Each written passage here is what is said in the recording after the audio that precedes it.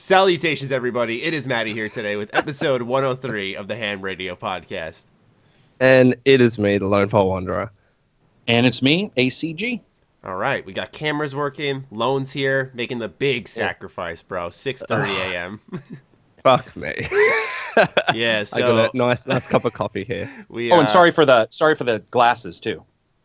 Stayed up all night, just bags, just exhausted. So I was like, I'll wear the glasses. Yeah, we fucked up though. Daylight savings happened in Aussie town, so it's ruined. No, and it only didn't just happen in your guys' neck of the woods 1 week. Then the week after that, it happened here in Australia. That's so it fucked things up even more. Weird. I don't get that. So all of us are messed up, but we still got all of us together here to talk about the plethora of games news, but more so just when you look at the list we have, it's a lot of drama here. So it's going to be an interesting episode for sure. But as always, if you guys want to get involved in the podcast, do consider supporting the Patreon. We also have all the mobile links down below if you want to listen on the go. And now let's get into it with our first topic. Let's talk about Project Scorpio. The specs were just revealed. We've heard a lot of good things. For me, it was a lot of foreign talk. I was not entirely familiar with a lot of what Digital Foundry was revealing. I was like, I get, yeah, you go. I picked up a couple things from it, but Lone, you have the specs up right now if you'd like to share them with the audience who does understand that type of stuff fully. Yeah, so I'm going to read them very verbatim, technical, okay? Not even I fully understand these specifics, right? But just for comparison's sakes, for comparison's sake, I'll also list the PS4 Pro specs. So the Project Scorpio CPU has 8 custom x86 cores clocked at 2.3 GHz. That's gigahertz, right? I don't gigahertz, know. Yeah. It's 6:30 a.m. Gigahertz, yeah. CPU, 40 customized compute units at 1,172 megahertz. Memory, 12 gigabytes of GDDR5 RAM. Memory bandwidth is 326 gigabytes per second. Hard drive is 1 terabyte at 2.5 inches. And optical drive is a 4K UHD Blu-ray.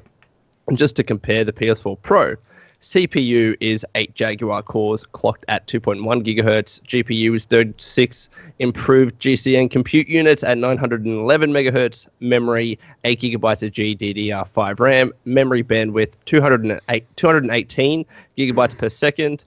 Hard drive, 1 terabyte at 2.5 inches. And optical drive, just a Blu-ray. So, that's a lot of spectacle.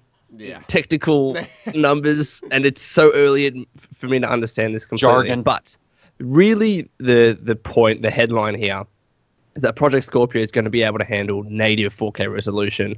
Presumably, I'm going to say, for first-party games, 60 FPS, and for most third parties, it's going to be 30 FPS at 4K. That's my understanding. So it's like a natural step up in a way. I'd like to. If I were to select, I'd want all games at like 60 FPS. Like if I were to it would be lovely. At 60 FPS, it's so buttery, you know. Well, they had apparently, so the entire story is Digital Foundry, who's renowned on the internet for breaking down the tech specs for games and for hardware. He was invited, the guy behind it, to the Redmond campus. Yeah. Microsoft's Redmond campus to actually see the Project Scorpio in action. So we didn't see, the actual what the console looks like or anything like that. We just got a very technical breakdown of the specs. And he invited actually a YouTuber out to break all the big news. He's from Eurogamer, but he's actually building a bit of a following on YouTube, which is funnily. So he's kind of like, I guess, blurring the lines between YouTube and traditional journalist. But he saw a demo of Forza Horizon, which was running 4K 60 FPS. He saw Forza. It was actually Forza 6. Forza 6, sorry. It wasn't Horizon. That's all right. And that was 4K 60 FPS. But Forza's a different beast. You'd expect, even now, I believe, Forza runs 1080p 60 FPS on the Xbox One. I don't know if that's true, but it's a different kind of graphical game compared to others. But apparently, the Project Scorpio has the ability to improve current Xbox One games and improve them to 4K. I was reading something about that, so it's very interesting. It's a very strong, powerful console, to say the least. Yeah, I'd hope so. It seems like at the end of the video, he confirmed, he was like, yeah, this actually is the most powerful console. My question, though, is with that power obviously comes price, and they said that it was going to be for the premium customer only. So I'm sitting here thinking, like, dude, how much money is this going to be? I was thinking around maybe the 500, 600 price point, but makes you wonder how high they can go before someone says, should I just go buy a PC? Because I think Microsoft has to be very wary of that if they start hiking it up too much, and obviously they need to make money, so I completely get why they would, but you know, you risk when you start raising that console market price so high that you might be eliminating people who would buy your system as a whole and just say, I'll save a couple extra $100 and get a PC. And we're good. Yeah. So yeah, completely agree. And the issue really, so the PS4 Pro at GameStop right now is about what, $399, so let's say $400. I say that if the Project Scorpio really wants to be competitive, it can't be over $500. I understand it's an enthusiast console, but we all saw what happened with the PS3 at launch. Regardless, two jobs. Regardless of the tech, the differences between the PS3 and Project Scorpio in terms of power, because it's obviously night and day. But we're just talking about specific prices here in the games console market. Something coming out at over $500 is a very tough sell, because here's the real issue, and this is with me as an Xbox One owner. It's games, because right now, in terms of first-party exclusives, there's not that much on my Xbox One, to be frank. Yeah. No, but I agree. But one of the major reasons we're looking at this situation is because the Xbox One doesn't have exclusives, so they want more power to be the third-party box. So chicken and the egg. It's chicken and the egg, yeah. And so you have this situation where you have Microsoft going at a different rate than everybody else, something that Maddie and I and you have talked about multiple times. Like, you have a situation where Microsoft is like backwards compatibility and this and that, and it's a different overall ecosystem than the PS4. At PS4, they're a first-party major provider of games, while you know, Microsoft is not as much. But one of the things that I have to say, kudos to them for a couple things, and I sort of hashed on them a little bit on my podcast, but there's a couple things that are amazing to me. One, hard-coded in 16 times filtering. So if anybody plays a PS4 game or an Xbox One game, you already know what I'm talking about. Bilinear, trilinear filtering. Usually it looks terrible. I mean, terrible. In fact, a lot of times people will say, oh, it's a bad texture, and they don't realize it's not a bad texture. The filtering is poor. So Microsoft has built that into the chip. So every single game that has any kind of filtering is immediately turned on to 16. That's huge. Variable VSync is huge. No more tearing. So right now, when you look at an Xbox One game, almost every time it's either one of two things: 900p versus 1080p, or 1080p with tearing versus the PS4 with 1080p. So pretty much the removal of that tearing is fantastic. Like, if those two things come to fruition, even backwards compatible stuff will be, you know, really enjoyable. So it's different. I mean, I get it too, because I look at this and I'm seeing State of Decay, which I'm supposed to go to Microsoft to do a thing at E3 with them about that. So I'm interested in State of Decay, but I know it's not for everybody. It's sold much better than I thought, strangely enough. Then you have Crackdown, which is somewhat a big title, depending on how it rolls out. So I get people's desire to, like, get more first party from Microsoft. But everybody I talk to, when we sit down and break it down, the first parties become a little less important. And to give you an example, last fall was all Microsoft, and not a lot of people were thrilled about it. So first party doesn't necessarily always mean excellent either. Of course not. You know, sadly, I wish it did. Even though those games that came out were very good, aside from Recore. You know, Forza Horizon 3 was fantastic, and I liked Gears of War 4 a lot. So me too.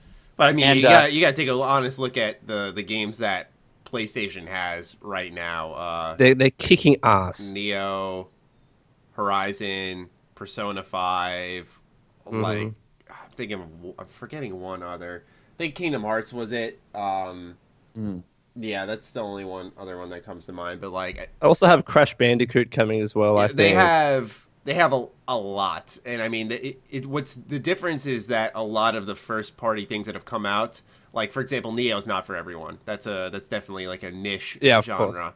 Same thing with Persona. That's it, I think. Nier. you know, these are all fantastic games. It's like, you know, it's something for everybody. And So same thing could be said in the future with Crash, Spider-Man, you know, obviously Hideo Kojima's upcoming game. I forgot the name of it, which I think is way off. Yeah, I think it's way off. But I'm saying, though, that what we're seeing is, yeah, they're investing a lot in their first party. Maybe like a Neo won't be for everybody, but there's something for everybody so far. Yeah, and we should remember those aren't first party; those are exclusives. A lot of those titles. And yesterday we had some developers in the Discord. We have 4 developers that work at pretty big companies, and 2 of them were stating that at least 3 of their titles in the past 2 years have not been on the Xbox One due to power versus resources to get it to look good. And because of the Scorpio, they will be making those from now on. So when you look at true first party, then you look at exclusive, which are different, and then you look at second party, which are, you know, paid for contractors making a game, and then you talk third party. I think that, in all honesty, like, the Xbox One really hammered the shit out of them. It wasn't super powerful. The eSRAM was hard for people to get a hold of and figure out. It's a PS3 of this gen. Yeah, exactly. That's like a really good comparison. That's what it is. And so there's a lot of things that I think Microsoft did well, and the developers we talked to, some of them knew about it, some of them are just as new as we are. A couple things they were stoked about, but there was some confusion, is like the DirectX on the chip. So DirectX has been asked for. I think the first time I ever heard anybody talk about it was Carmack in the 360 days, when he said he hopes that in the future they could do some baking in of the API for the graphics card into the chip, so that one instruction meant 100,000 somewhere else. And so a lot of the developers I talked to were like, if it's what they say it is, and it works out and it works for your engine, it's going to be a massive, like, we're talking a massive optimization that is nowhere else. So there's some cool little bits to it. But it all does come down to the games. And it's like, so, I mean, the fact is, we haven't heard Microsoft buying anybody, right? I mean, they haven't. Like, so the only thing is, you have an Obsidian situation, but Microsoft canceled Scalebound and whatever Tyranny turned into, before Tyranny turned into it, they canceled that with Obsidian. I'm a little nervous Microsoft isn't looking. I'm okay if they're looking and haven't found what fits them, but I'm a little nervous that, like, they're not looking at all. Mm-hmm. And then it's like, third party looks pretty good on the Pro, but you have the exclusives, or you have the Scorpio, which looks really good, but you don't have any. Like, yeah. You know, I'm trying to be as positive as I can here, because my guess is going to be that, of course, at E3 this year, they're going to make Project Scorpio at their conference somewhat of a focus. But I think, personally, and I might be wrong on this, that they're somewhat holding out on making big announcements until their press conference. Because if you remember Sony's press conference, like, holy shit, it was just bam trailer, bam trailer, bam trailer. Like, they just fucking kicked Days ass. Gone, Spider-Man. Yeah. So many different things. They had Death Stranding, even though that's ways off, but it was a very, very good conference. Very different, but it was still good nonetheless. So I'm thinking maybe Microsoft is taking cues from Sony in that regard. They're going to talk about Scorpio. We all know that. Yeah. But then they're going to be like, alrighty, here's a fresh, shiny new console. Bam trailer, bam trailer, bam trailer. Here's a bunch of exclusive games that we have that we've remained silent on because we wanted to make a splash at E3. Yeah, what they're doing, I'd imagine, is the reason they're announcing this tech stuff so early, I think, and so kind of out of the blue, is because they're going to let the news run its cycles and stuff. And most importantly is because we were talking about E3, is they're getting all the shit that I don't want to say no one cares about, but when you watch E3, you're watching for the games, I'd say. We've seen what happens when you got Sony coming out, pimping their numbers. We got X amount of players on PlayStation this year, and we're the best-selling console again. And, you know, we've seen them do it 1,000,001 times. We've seen what happens when you do a PS Pro reveal, and it's like just all tech. It's interesting if you're into it, but for the most part, like I said, E3 is the place I think most people associate with, I want to see what big games are coming this fall and into next year. And when you announce all these specs, when you let everyone know what it is, that removes that from the E3 show. So now all you have to do is show up to E3, give us a price, give us a release date, and show us the damn games that are going to be on the thing and what's getting upscaled on there. So I think what they're trying to do is clear out the schedule so that this E3 can be a lot of games. And also as well, not to say, everyone's a fucking idiot, but like the E3 audience, I think it's not that they don't even understand this, but they're not going to care about. It's got 1,100 gigahertz or whatever it is. You know, if you want to watch a tech show or get a look at behind the scenes stuff, like, I mean, there's like GDC and stuff. You watch Digital Foundry. Yeah, or that. You know, there are many sources for that. It's just that I think E3, you know, is the big demo. It's the week of like all these huge game reveals. You know, it's an exciting time for just gamers in general. So it's like, I'm not saying that tech stuff doesn't belong there, but it's just that there's. It's a good idea to get it out of the way now, you know, because people who are interested will find out about it within the next 2 months. That's a guarantee. Yeah. And I also like the fact that Microsoft, for a lot of times, not all the time, but a lot of times, announces and then it's released pretty quickly. Not always pretty quickly, but they do a fairly okay job with that now. And so what I'm hoping for at this E3, they don't need to cover a ton of games because we've seen that bullshit before, where some games get lost because there's so many games. Like, I know that a lot of people are hyped up on the one Sony E3 where they did trailer after trailer. I can't remember a single thing that happened during those trailers because there's so many. It was just, which is great. What a great problem to have. But at the same time, it doesn't allow for the developer, and this is something I hear from developers, it doesn't allow a developer to percolate fan interest if no one can fucking remember what game it was. Yeah, like the snowy game really does stick out to me.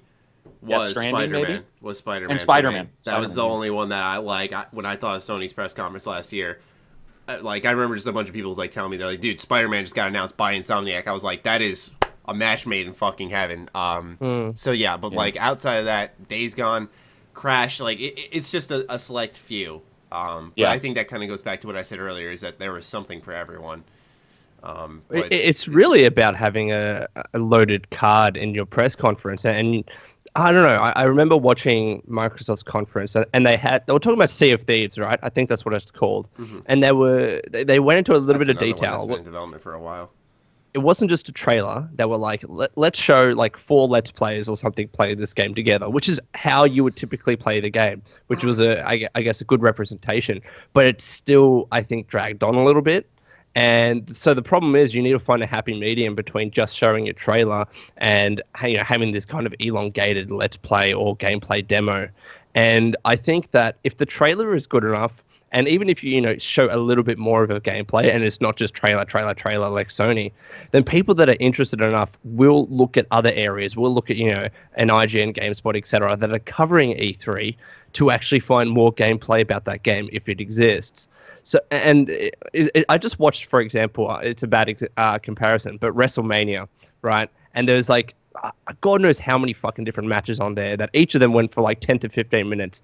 And you don't really necessarily remember specific matches because there were so many and they were so short. And I guess that's going to Karak's point about Sony's press conference. Nothing really stands out. That wasn't bad. That's a really good point if you've watched WrestleMania. It's so saturated, right? Yeah. No, but that's exactly right. So you can't necessarily have your 30-minute spectacle if there's just so many other 10-minute matches that need to take place. That's pretty much what it is. Yeah, I saw the Hardys came back and fucking dove on the top of the ladder. Yeah. I was like, holy shit, that was wild.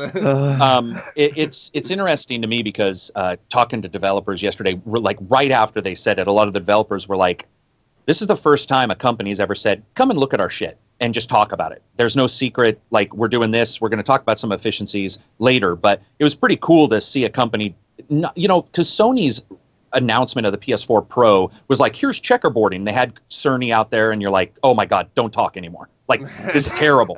The man's a genius, but he's not built for that type of stuff because... Dude, every genius can't talk. That's how it goes, right? Put kids to sleep. Yeah, so, and not in the good way. So you have this situation where I'm personally happy that they were like, here's the hardware generally. You know the speed, you know the CUs, you know how it was all generally put together, and you can dive into that if you want. And then, E3, we've moved our E3 away from the typical Monday morning, right? Because they moved to Sunday. Yep, isn't that Sunday right? At 2 p.m. Eastern Standard, or Pacific, sorry. And I think at least the rumor. Well, yeah, I'll just end it there. There's some, but there. I think that what you will see is. Yeah, I'm trying to say this without like breaking it. What I hope you will see is a little bit more of the openness of Microsoft towards letting non-Microsoft titles be shown. Not a Call of Duty situation where we're all fucking climbing with our little hammers and shit on snow, but like let some of the more unique games go. And they've got this long space now. They've got more space, and so my hope is we get these slightly eclectic games. That come out and we get to see them at E3, and that does cause you to go, oh, if this weird game's on there, then I'll look here, and it looks really cool. And the thing about Microsoft, hats off to them, they haven't released good games every time, but they have tried. ReCore was an attempt, a solid attempt at something incredibly unique. It was not fun. It was not that good. Quantum Break, I actually think a lot of parts of Quantum Break are superb, but I wasn't a big fan of the game. Yeah. So like they've been a lot, but I can see how people. I can see how people wouldn't strike a chord with certain things. And you can see how you can tell they're sort of chipping away. They gave Scalebound a lot of time to see if that would work out. Pirates, I think patient. One of you guys Sea of Thieves, I think one of you guys just said seems to be in development for a long time. So it'll be fun to see like them coming out and be like, we've got the most powerful system, and here are the games, and hopefully, they're awesome. And this is one of the issues, right? I mean, I think people need to understand that creating a new IP is so fucking risky. And 9 times out of 10, like I know that we've just had Horizon Zero Dawn and a bunch of, brand new games and brand new IPs come out and be a hit. But in most instances, usually the first game in a franchise is the shittest game in the franchise, or it's not that good. Look at Borderlands 1. Look at Assassin's Creed 1. Look at a bunch of games that started and then improved significantly. And ReCore has the potential to do that. Quantum Break has the potential to do that. So it's one of those situations where obviously Microsoft being in the position it is, it can't just like be completely irrational with the decisions it makes, but it can still take some risks in having a few first-party exclusives that the first game might not be that great, let's be honest, but it would improve with next iterations. So here's what's a question to you guys. So I just found out, I'm a big fan of State of Decay. I know that for a fact that Maddie is. And I randomly went to their wiki and found out they sold like 5 or 6 million copies, way more than I thought. 5 times what I thought. That's crazy. Wow. I thought that'd be around the 1 or 2. That's what I thought too. So when I was talking to PR and have been talking to some people on the side about it, about like coverage and for number 2, I was like, is this a secret?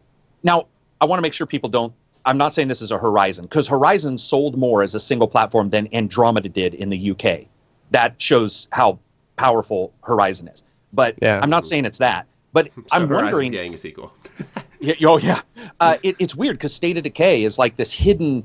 Everybody I talk to is like, I loved it, but you never hear anybody talk about it. Yeah. Like unless they're prompt, right? Yeah. And so I'm like, is this a hidden game where if that got released and had the base moving and this and that, is that a game that even though it's a zombie game, people are like, this is a Resident Evil killer, maybe?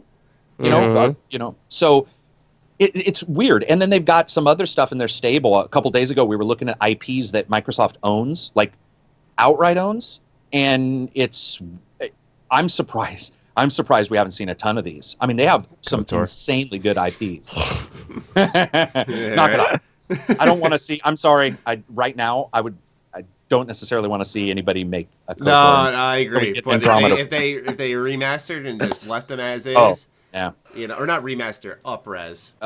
Or what about a remaster where they just went in and they rebuilt the levels with better? Yeah, no, I'd be fine with that. I get really nervous when I hear the word remaster, because that means they're gonna start tweaking things to bring in.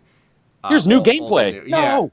Yeah, it's like don't change it, please. And that's why I was like, I just wanted to take the games, make them look a little shinier, fucking sell them again for like $20-$40. I don't know. I have 2 questions for you guys. One, what do you think about 1 terabyte as a hard drive? Because on my podcast, everybody's bitching, and I was gonna say that's kind of crazy. That it's too low. I was gonna say, I guess, yeah. Well, here's the thing: is that I thought, okay, we start off. Let's go back to the 360. Like when I had 80 gigabytes, I was like, that's a good size. I'm pretty happy with that. 120 gigabytes. Yeah, I'm not even kidding now. And My flash drive. You hear the PS4's got like 500. You're like, oh, that's great. But then the games start getting bigger. You find out like one of the launch titles, Killzone, 55 or something like that gigabytes, and that's without the DLC or the updates. And so I feel like the same thing is going to repeat itself now, even though we have 1 terabyte hard drives with our Xbox One Slim, our PS4 Pro, and if now PS4 does support external hard drives, which I've hooked up to mine, now we're going to, I think, have the same issue where games are going to get bigger, they're going to have more download and install space taken up, and in turn that 1 terabyte might shrink and not be as big as what we thought it was. Like I said, 4K textures are huge. Yeah. You've made a good point, though, that now with both Xbox One and PS4 Pro or PS4, that you can have external hard drives. Mm-hmm. And if you're talking about a base console, like at a base price, then 1 terabyte is probably on the money, I think. Because I'm not complaining. I'm just saying that I'm not saying you are. Issue happening again. No, you're right though. Like even now with my Xbox One, it's 500 gigabytes because it's a day one. But I am finding that there are memory issues on there, right? Fucking the other day I was watching Netflix and it updated during a Netflix movie. But let's not talk about that. But my hard drive is filling up pretty fast. And of course, as games get bigger, as you download more games, even 1 terabyte is going to seem small. However, there is the feature of having external hard drive support. And I still believe on the PS4 Pro that you can also still get internal hard drives too. So there's that option. So I have a question then after all this. They did not show, discuss, or anything the controller. And the plain and simple fact is I want an Elite as the pack-in. But it's not going to happen. I trust Microsoft it's too expensive. Controllers. It's way too expensive. I love Microsoft's controllers. So do I. And I would love to see an Elite in the package, baby. Take one for the team, Microsoft. Actually, no. I'll tell a funny story because I've been playing a lot of my Nintendo Switch, and I love a bunch of things about it. I like the Pro Controller, but holy shit, holding just the Joy-Cons, it's actually, because they're so small and because painful. Particularly the right joystick, I don't know what it is, but it's and I talked about this, Lone. Yeah, we talked about this. Yeah. It's like kind of too awkward. Low. It's too low. It is. And my ring finger on my right hand has actually gotten very sore. I actually went to the doctor and said my right ring finger is not improving. It's is there a fucking form of arthritis here? Switch down, he says. Video game wounds. But I'm not even joking. Like it was really exacerbated once I started playing the Switch because of the shape of that controller. And I don't know whether, if you have smaller hands, it's better and things like that. But that's been happening with me. But I never have those issues with an Xbox One controller because it's so big. And the battery's really good. See, the original Xbox, that controller, that fucking behemoth, that knock someone out with it. Yeah. Fuck me. Pressing buttons like a fucking arcade pad. Now. You guys know I love the Duke, so I got big meat-eating hands, so I'm a huge fan. But I wanted to see what you guys thought. I know no one's going to agree with me that they should pack an Elite because it costs so much, but goddamn, I'd like an Elite. It would be lovely, but they always seem to be in hardware shortages with the Elite. Like I don't seem to be able to find them anywhere, and whether that's because they don't make that many because maybe there's not that big of a market for it. To be honest, right now, they are making so many controller modifications. They announced another new one. I forgot what it was the other day. Well, they announced different colors. No, there was colors, but there was like a different new controller, not like on the level of an Elite, but like Microsoft is making another new controller because people were making fun of that. Yeah, people were making fun of that too. And it's a scratch and sniff. I forgot what it was because Connor told me about it, and he thinks the fucking Microsoft controllers are sick all the time.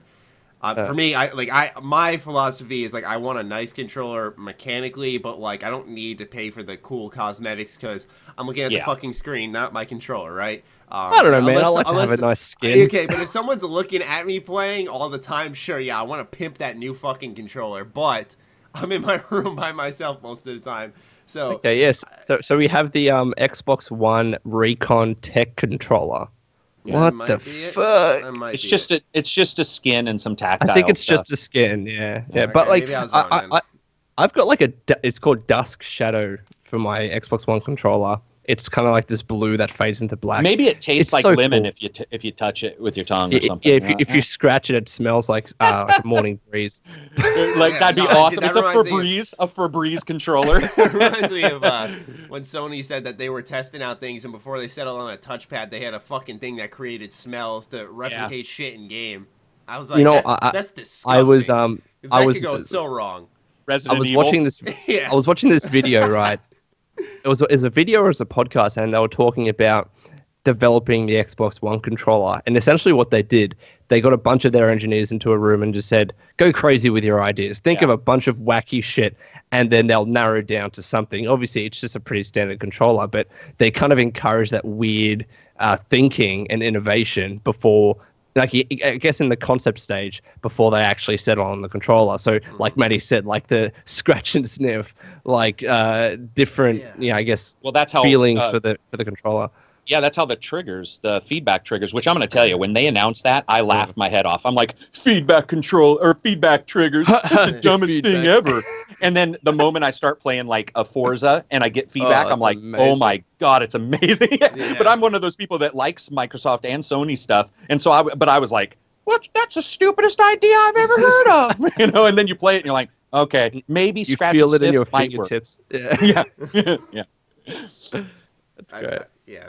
I wonder just how many like wild ideas have been canned that we don't know about. We saw that interview with Fergus Urquhart and how he said like so many new IPs and stuff that you never heard of have been canned. And I wonder like when it comes to those ideas of like, oh, a controller that creates smell and so on. Like I wonder how many of those types of fucking insane ideas that should never see the light of day were like put to the side.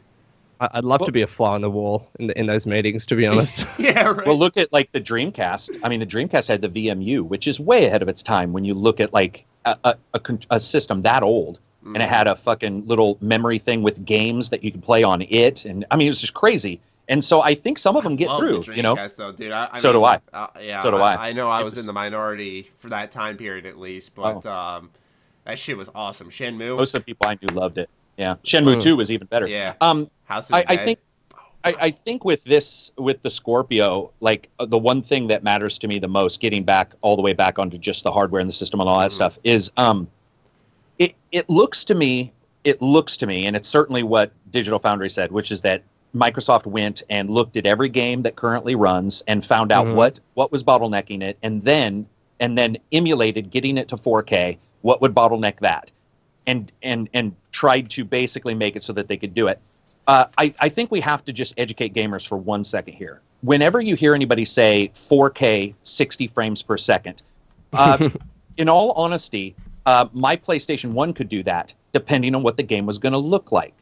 So we all need to remember that if you treat the Xbox Scorpio, the PS4, and the PS4 Pro as SKUs, low, medium, high, like a PC when you're choosing your different options, you're going to be a far happier person. But if you start comparing a $500 closed system to your $700 video card with your $400 CPU and your DDR4 RAM, then the expectations that they are equal that's on you. That's your mistake. That's not the company's mistake. And as long as you get that, you can sort of understand what they're trying to do, how they're trying to deliver it, how the PS4 went towards delivering what they thought would be good with the butterfly design and the higher resolutions, maybe not so much frame rates. I will say this.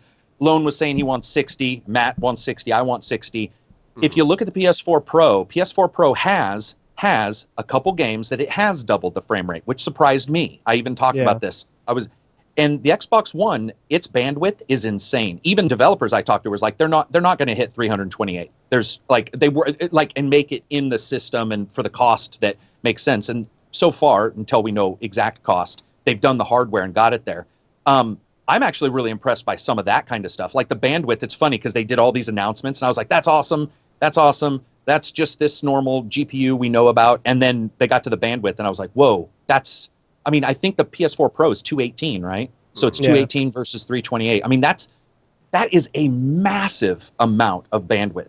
And that, of course, as anybody knows, is how the entire system talks.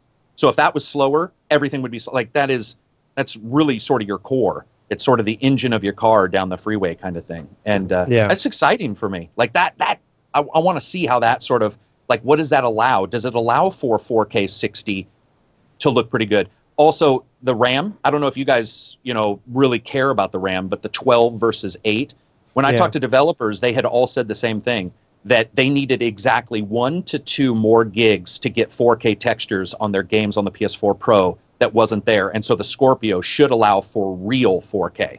Now, what that means is they were pseudo taking 2K and they were like, doing some adjustments, calling it a 4K texture, which it may not be. So the extra RAM is cool too. Like it's going to be interesting to see, how that helps, if it does. So it seems that, with any game that comes out, we are going to be getting native 4K. It seems that as well with games that have already been released on the Xbox One, and even with backwards compatible games through the Xbox One, that they're going to be improved somewhat. So I'm going to be assuming that they're to different extents. My hope with the Project Scorpio is that it can do, if it can't do 4K 60 FPS and it's mostly 4K 30, that they can do 1080p 60 FPS. Because I think that would still be a good value proposition for people that don't have a 4K TV, but still want double the frame rate. Because like you guys know, it's night and day difference when you play a 30 frames per second game versus a 60 FPS game. It can be the exact same textures. It can even be slightly lower textures, but it looks 10 times better. And I think a lot of people out there would be willing to make that purchase if it means that they just get double the frame rate straight away. And I think that's correct. We already know that everything will be downscaled to 1080p, even if you have a 1080p TV. So it'll be 4K downscaled. So those are going to look awesome anyway. If anybody's seen like 4K downscaled to 1080, that's insane. It takes away a lot of aliasing. Those kind of things will be great. I'm hoping we do see Microsoft sort of say, okay, listen, we don't have to meet Ultra on a PC because my 1080 can't meet Ultra on some PC games. So we don't need to do that. Hopefully Microsoft is like, what we want is we want 4K 60 on this. Now, I agree with you guys, 60 is awesome, but I will also say it depends on the game. Because if I'm playing Persona, I don't necessarily need 60. And Neo sort of disappointed me in one weird way. And since you guys, I think, have both played it, I don't know if you guys agree with this, but when I turned it on 4K or the higher res with the extra effects, I liked the look of that more than 60, even though 60 was easier to play, because effects were turned off. It wasn't just texture res. It was like, they had lower pass quality on shadows. So I hope we don't see that, right? Like that would. True. If you're playing a game and there's not as much rain or not as many shadows, that I would rather have them. Yeah, I guess what I would be saying in response to that is something that would offer a product that doesn't cut corners on both ends of the spectrum, looks wise and 60 FPS wise. Exactly right. I guess when you get rid of that 60 FPS, you can always have the ability to make something look better. So I think even if there wasn't a corner cut, you could still argue that a game could try to look better. Maybe. I hope so. Yeah. Yeah, it looks great. Yeah, it does. I'm super excited for the stuff they built in hardware wise. Like even the speed is great, but to me, like the filtering, I don't know, filtering bothers me. It probably doesn't bother a lot of people, but filtering's one of the things I notice the moment I'm reviewing a game. And you should post the picture, Maddie, that I posted in your guys' Discord, because somebody was asking me what filtering was. Oh, and I posted it. And he was like, holy shit, now I see what you mean. What the hell? From bilinear to 16 times. So yeah, it's going to be cool. HDR, of course. And then the best thing ever, Atmos. I'm just joking. I think it's awesome. But when you have like height for your sound. So basically 5.1, 7.1 Atmos adds a height to your sound. So you use 2 speakers.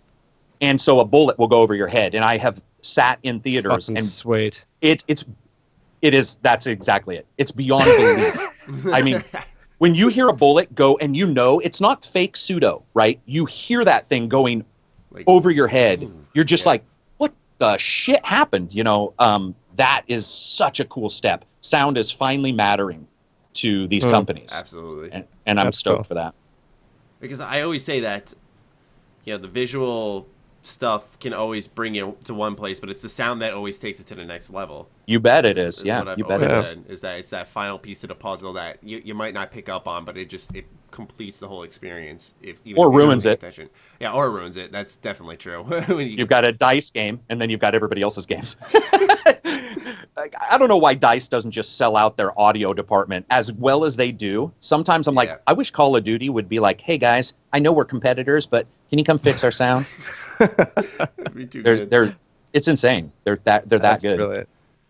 But any other thoughts on the Scorpio? No, I'm looking forward to it. Cool. Yeah, me so too. let's talk about the next thing, going away from the Scorpio. Fair use on YouTube. Now, I didn't catch one of your guys' conversations, so I'll probably be quiet for most of this, because I don't even know how or why this has popped up. It was about Persona. It was about, you have the game, Matt. You have the game. I didn't want to read that post, because I didn't want anything spoiled for me, dude. I'm so serious about that game. Oh, no, that's all right. Yeah, so that's Persona... why I was like, they're putting streaming guidelines and YouTube guidelines. It's like they're obviously going to ruin shit by saying, "Hey, don't show this or that." It's like I don't want to know. I'm not gonna fucking. They kind of did, yeah. Yeah. It's like telling terrorists how to blow shit up by saying how shit was blown up, and you're like, "Would you shut up and not say that out loud on TV?" So all it was is so even game sharing is turned off after the first 5 minutes. So you have like 5 or 10 minutes at the starting, and then what they did is they released this big diatribe where it's like, you can do this kind of streaming, but up to this point. But if you stream past this point, I'm warning you. It was a personal thing, which was really weird. It wasn't like, please watch out. It was like, I am warning you. I don't know who this guy thought he was, but it was like, I am warning you. There's a chance we'll copyright strike you, blah, blah, blah. And then I was asking Lone in the Twitter yesterday, about it and stuff. And he was saying that technically, I think you were saying that currently there isn't a case for fair use yet, right? Yeah, because really the problem is, because when these guidelines were released, people were getting pretty upset. They were saying, well, you can't do this. This is fair use. Let's playing video games and streaming video games is considered fair use, blah, blah, blah, blah. But the problem is that it's not that cut and dry. I'm sure that there's an argument that can be made that let's playing games and streaming games is considered fair use, but we haven't, to my knowledge, in any US court, seen a case that, where a let's player has streamed a game and it's taken to court over copyright infringement, and they've successfully used a defense of fair use in response to that. And because we haven't had that, we are operating in a very legally grey area with regards to let's playing, because people need to be very clear. There's kind of like a long-standing phrase or notion in the law of the shield and the sword. And fair use is a shield. It's a defense. It's not a source of attack. So you can't just go on flaunt your fair use rights to people and say, I can do whatever I want. I have fair use. It's used in the circumstance where a case is brought against you for copyright infringement. And you say, well, while I have infringed your copyright, there is this exception. That's actually an exception to copyright infringement, so long as my use is fair. And in fact, we don't know whether let's playing a video game would be considered fair use, because let's playing differs so much. I mean, you can have very long form let's plays with very minimal editing that show all the cutscenes and all the story spoilers. Right. And then you can also have very short let's plays that are very highly edited that don't show much spoilers or don't show much cutscenes. And those two are very different cases that are probably going to get different results if it's taken to a court over fair use. And then let's not even get started about streaming, because streaming is showing the entire game from top to bottom. So you have to ask, right now, it's not clear cut that let's playing video games is fair use. And even if it was brought to a court, we don't know if we'd get that decision or not. Mm-hmm. All right. Really, that's the issue here. So people that were getting angry about outlets saying there are these review guidelines, they're in their rights to do that, because that's one of the exclusive rights that you have as the copyright owner. You can say, if you want to produce derivative works like a let's play is, you have to follow these guidelines, because they have the exclusive right to authorize the production of derivative works, such as a let's play. And again, fair use operates as an exception to that, but we don't know whether let's playing is a fair use exception. People keep saying, let's argue that, let's say that let's plays are transformative. Let's say that you're creating something different when you let's play a game. And that's one element a court's going to consider over four. Like, it's a balancing act. You have to also ask, when people watch this let's play, is it substituting for the market of the game? So in other words, if you watch a let's play of a game, and this could depend on the game as well, especially if a game is very spoiler heavy or very story heavy, if by watching the let's play or the stream, does that mean you're not going to go out and purchase and play the game yourself? That might not be the case for Minecraft. It could be the case of BioShock that's very story heavy. And then there are other factors as well that you need to consider on top of that. There's like 4 different factors plus others that are weighed together and the conclusion is made. So it's going to differ on a case-by-case basis. In a weird way, what you're talking about, and I want to see if you guys agree, but in a weird way, it sort of reminds me of the piracy question, which is like, if a person pirates it, were they ever going to buy it? I can tell you, I've never in my life heard anybody say, oh, I watched it on YouTube, I'm not going to go buy it.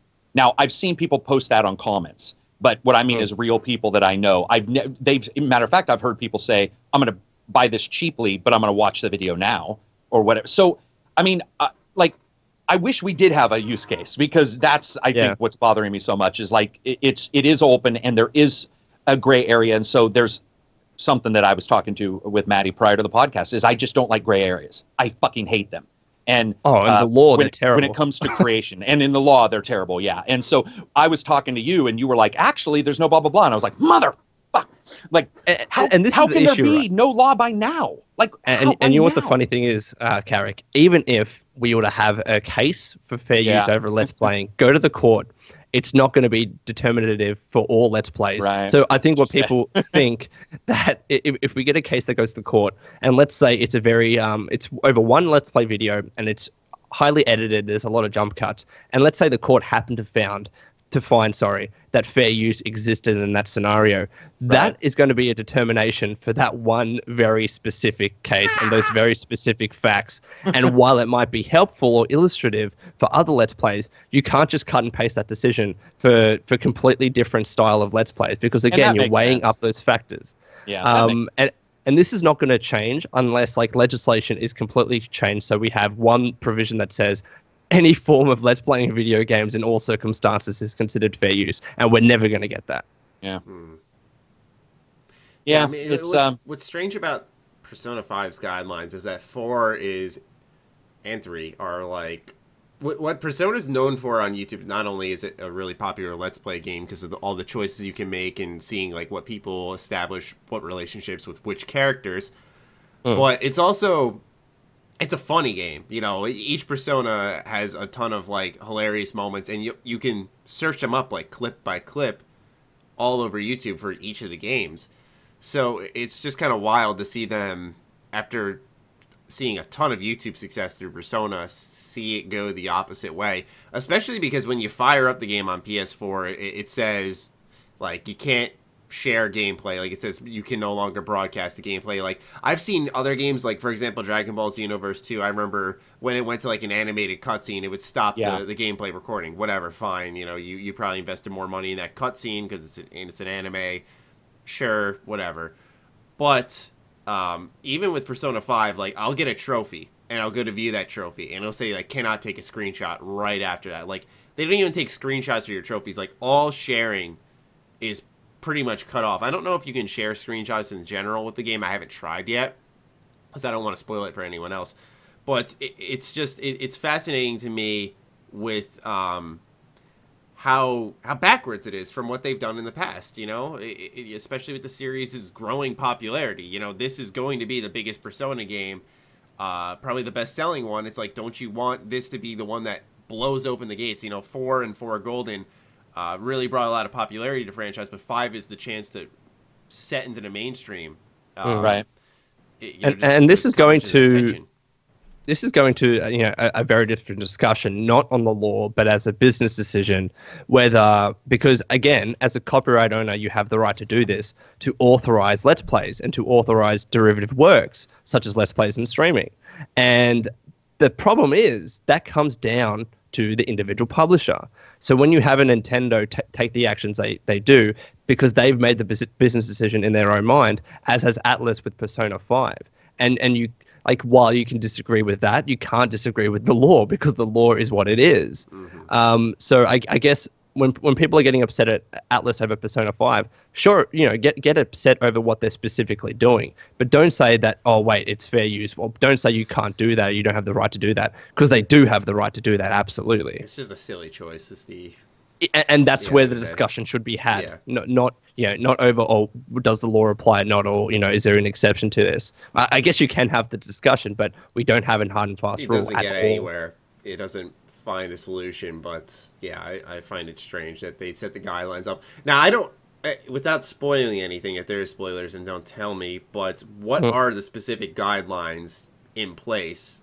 Are they just saying like you can't? It's like after 7 minutes and 7 seconds. There's a specific time. In-game date. In-game date. Sorry, 7/7. They say after that, if you can, if you want, but watch out because we may copyright strike you. And if they do, that's 3 months. All monetization turned off. No repeal.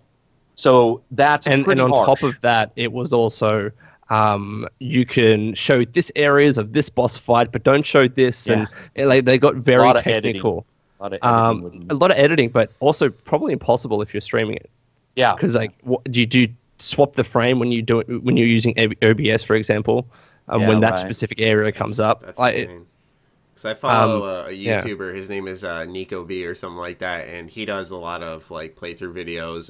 One of his most popular series is his Persona 4 Golden playthrough, and obviously he's going to do a Persona 5 one. And I just saw him recently start it up, and it's like, what's he going to do? Stop at 7/7 when the game probably is like really rolling into that main narrative? It's like, what the hell? Well, you know what? Tell him to play past 7/7. If it goes to court, we'll have a test case. I don't know him personally, but he seems to be willing to take the risk. I mean, he's only 2 parts in, I think, so yeah, he's got time, I think, for this to change. I think Atlas needs to just trust people. If they want to look up the spoilers or whatever, I mean, I understand why they care about the story. I mean, the fucking game. It's been almost a decade since a new Persona game, like in the main series. I know there's been Golden, Dancing All Night, right. Arena Ultimax. I get that, and Persona Q. There's been a lot of spin-offs, but for the main series, and that's why I understand to a degree why they're taking the spoilers so seriously. But that's why you set up like, for the reviewers of like these strict embargoes and not guidelines for the general streamer and YouTuber. Once it's out and available. Yeah, once it's out and available. Because what you're going to do is have someone who's like, doesn't have a big YouTube channel say, well, fuck that. I'm going to upload past that point because I don't have anything to lose. And, and it'll just, you just have someone who's trying to stick it to Atlas. Or look at Jim Sterling. He doesn't do any ads at his show. He could take a copyright strike and it would stop 1 or 2 of his other types of videos but he would just be like, it doesn't fucking matter. I mean, and there's a lot of people I know who don't do monetization on videos that could run it. It's just a stupid your channel gets deleted after 3, I think, though. So it's like, it's 3 or 4, yeah. So but I mean, that would like they would only hit you with 1. They can't hit you with more than 1 on your video. So you just do a long play video. But, I mean, but the issue is the issue is here though that even if a video, whether it's monetized or not, the action can still be taken. And it seems, and this is not saying I agree, but it seems that Atlas's issue is just having spoilers out there in the first place, not necessarily whether they're monetized or not. So what's weird to me is you can't, we can ruin people's days by going into forums, let's say, and posting spoilers as a post. You can do that. Don't get me started. Yeah. So, but here's the thing about a video game Let's Play. A person searches for a Let's Play. A person makes a conscious search for a Let's Play. Yeah. That link you don't stumble onto a comment. You do not magically say, now somebody may rickroll you and they may have that exact moment recorded, but guess what? Without YouTube, they can do that on Vimeo or any of the other thousands of video sites. So it seems a little odd to me. Even Twitter that now. Post videos even on Twitter. Yeah, true. Yeah, Facebook. Yeah, there you go. So it just seemed a little videos odd to Twitch. Yes, you can. Yeah. So, which is crazy. Maybe I'm going to have to start doing that. The developers maybe being a little paranoid of their game getting spoiled to the masses, and I'm sure this will be something that's overturned within a couple of weeks to a month. I can't see this being a long-term thing where they keep it, because eventually that like launch honeymoon phase wears off, and it's like, are they gonna have this implemented like a year from now or 6 months from now? Hell no. I think it's like going to be a 1 month thing. And I guess the message I wanted to get across is that if you're going to talk about this these review guidelines, disagree with it as much as you want, but don't quote the law and thinking you're right about it, because we don't have an answer. We simply don't. Yeah, so any quote would be wrong technically. Like don't say that Let's Playing is fair use, because yet now currently, no. Let's Playing games isn't fair use. Yeah, at least Good times. in terms of using it as a, like you said, like a defense, not an attack. Yeah, it's a shield. Yeah. All right, well, that's definitely interesting. I didn't know this would I didn't know this would drag in Persona. That's something I didn't expect. We didn't speak any spoilers. It's okay. Yes. On the other hand, though, YouTube demonetization being added for channels that don't have more than 10,000 plus lifetime views. We were disagreeing with this in the Twitter chat. Yes. Karak, so, you seem pretty fired up on it. I'd really like to hear your thoughts on this. Well, look at what I got on my email right now is a response from YouTube about a lot of these issues. Wow. To you specifically or generally? To me specifically, because I emailed them and basically, well, yeah, I said some stuff. So, long story short, basically, 10,000 lifetime views, right? Was I think what it was? Yeah. I don't believe that anybody should be able to tell somebody else what matters to them monetarily. And I don't think retroactive removal is the way to do anything. I think that what they should have done is said, okay, from now on, we want you to sign these new, which, like I had told you guys, I knew was coming. We're going to have you sign these new requirements. We're going to investigate your channel prior to turning monetization on. That's fine. Then hold those 10,000 views in escrow in some kind of like a little account. And then the moment you get to 10,000, they look at your channel, they authorize you, and then that goes in. It's not even just all that. It's also the fact, I was talking on my channel to somebody who got turned off, three of them got turned off by this. All three of them said the same thing. They were like, it's the consistent whittling away that YouTube is doing that is causing the issues. And where each, it's almost like a person's not dying from one gunshot and he's your enemy. Let's put 2 or 3 in them. And what's happening is you're getting these little things that just keep cropping up. And as one of the guys told me, he's like, you can't tell me we're a little channel, we don't matter, and then say there's a reason why you just did this. You cannot have a logical agreement between those two things. It does not make sense. And that's right. You can't say, oh, it's just barely any money. Then why the fuck did you do it in the first place? Well, we already know why. Because they wanted people to sign these documents. And we know that that's coming for bigger channels here soon. Well, they wanted to appease advertisers, really. That was the crux of it. And the restriction mode is the same thing. So now the new thing, either this week, next week, or it's already done, I can't remember. But basically what's happening is in the restriction mode on YouTube, an advertiser can just say no restricted channels. Well, guess what? Everybody I know is restricted, except for Maddie, I guess. Maddie's not restricted yet. I have 2 videos that aren't restricted. Yeah, so it's just one more thing. And I don't like the idea of saying you don't matter retroactively. I do not care about people who join YouTube today. That's fine. That's a different thing. So here to play devil's advocate, it's not like YouTube is just doing this because it feels like doing it. Because no, it's doing it for the advertisers, right? Right. Yeah, there is this huge boycott here. So if I were to say, look, they're doing this in response to concerns of advertisers, it isn't that, like, I guess I don't want to say the phrase necessary sacrifice is really poor, but they're doing this in order to get advertisers back on board to start showing ads. And that's how all of us, either make a living or at least make some sort of money off of this. And we were talking about before, if you don't have 10,000 lifetime views on YouTube, you're really like making maybe a few cents, if not a couple of dollars off of your videos. Like in a year, you're not making that much, and I'm talking about maybe like less than $100 or something like that. Use an example that you paid your phone bill through your YouTube stuff. I pay, like, with the views that I get, and I don't get that many views now. I get like maybe 3,000 a day. I can pay my phone bill every month, right? So just that's just to give a little bit of context in that regard. But the problem now to play, I'm using it as an example, not to cut you off, but it's that little bit can make a difference. And to play devil's advocate to myself here, because I love to do that, I was going to say, I don't know, and this is something that I have no idea whether it's the case or not, but I don't know whether monetized videos are favorably looked at in the algorithm. Because if they are, they are. I saw a tweet about that. Because if that's the case, right, then smaller channels that don't have monetization, it's going to be much harder for you to grow on YouTube until you reach 10,000 views. Exactly that. He said that it's not good because monetized channels are prioritized higher in the algorithm. So smaller creators struggle to grow. That is that is the real issue in my mind. It's not that they're losing much money, because really they're losing mere cents or dollars if you have under 10K views. But it's having your videos be unmonetized, competing against thousands of other videos that are monetized and bigger channels than you that always show up, you know, in search results before you do. That's going to be the real issue. It's just going to get harder to grow.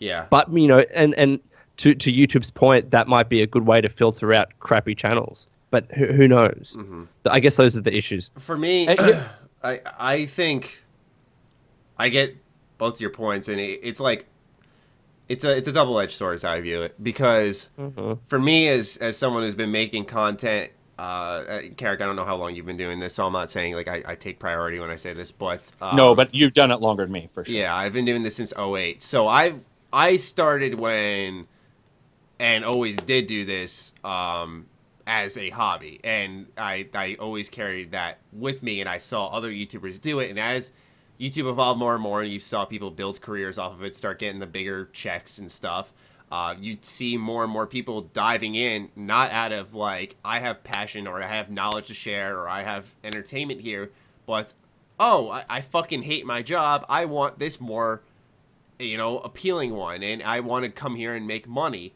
And I think I get why, you know, absolutely. You know, if I were to choose between working like a cash register or YouTube, I think the choice is obvious, so don't get me wrong there.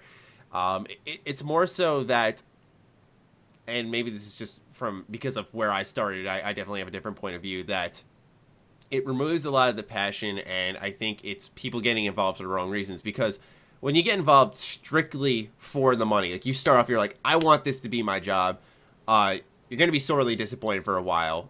You know, it's a terrible fucking investment. Yeah, you know, there's no guarantees on YouTube. That's been a fact for a while. That's why when changes like these come, they suck. But it's like, it doesn't blow me away. That's why advertisers pulling out. You know, this is my job, and I'm not really panicking. It's because, like, this is, I know when I get into this type of shit, and I'm not saying that I should accept it because of that, but I know getting into this that this is so fucking unstable, it's not even funny, and that I'm not secure whatsoever. That's why I tell people, not just for my own, because I've said this way before I even started my own Patreon, but if you have external ways of supporting your creators and you do have that extra money that, you know, if they stream on Twitch or whatever, that, you know, you should try to support them, because it is so inconsistent. Like I said, once again, I want to hammer home, I'm not talking about myself when I say that. If you choose to do so, I mean, like I said, I plug it at the end of every video, so I do my own promotion for my Patreon. I'm saying this for other creators, though, because I'm not the only one out there who has this as their own job. But getting back to my original point, I don't want to say I view it as a good thing, because I think I spoke too soon when we were talking in our group chat. I was like, you know, this isn't that bad of a thing, because there is a lot of negatives to it. But I think that what it does do is eliminates the people who are looking for that 15 seconds of fame and brings in more people who are like, okay, if I'm getting into this, I'm serious about it, and I'm going to make like the best possible content that will get recognized. Not this, I'm going to throw together this MLG montage bullshit and toss it up there. Like, I think it gets, how do I word it? Because, you know, how many creative people are going to come to the platform if they're being less prioritized? Like I said, it's a double-edged sword. You know, it really is. Well, here's the thing. So this was my entire crux of the argument yesterday.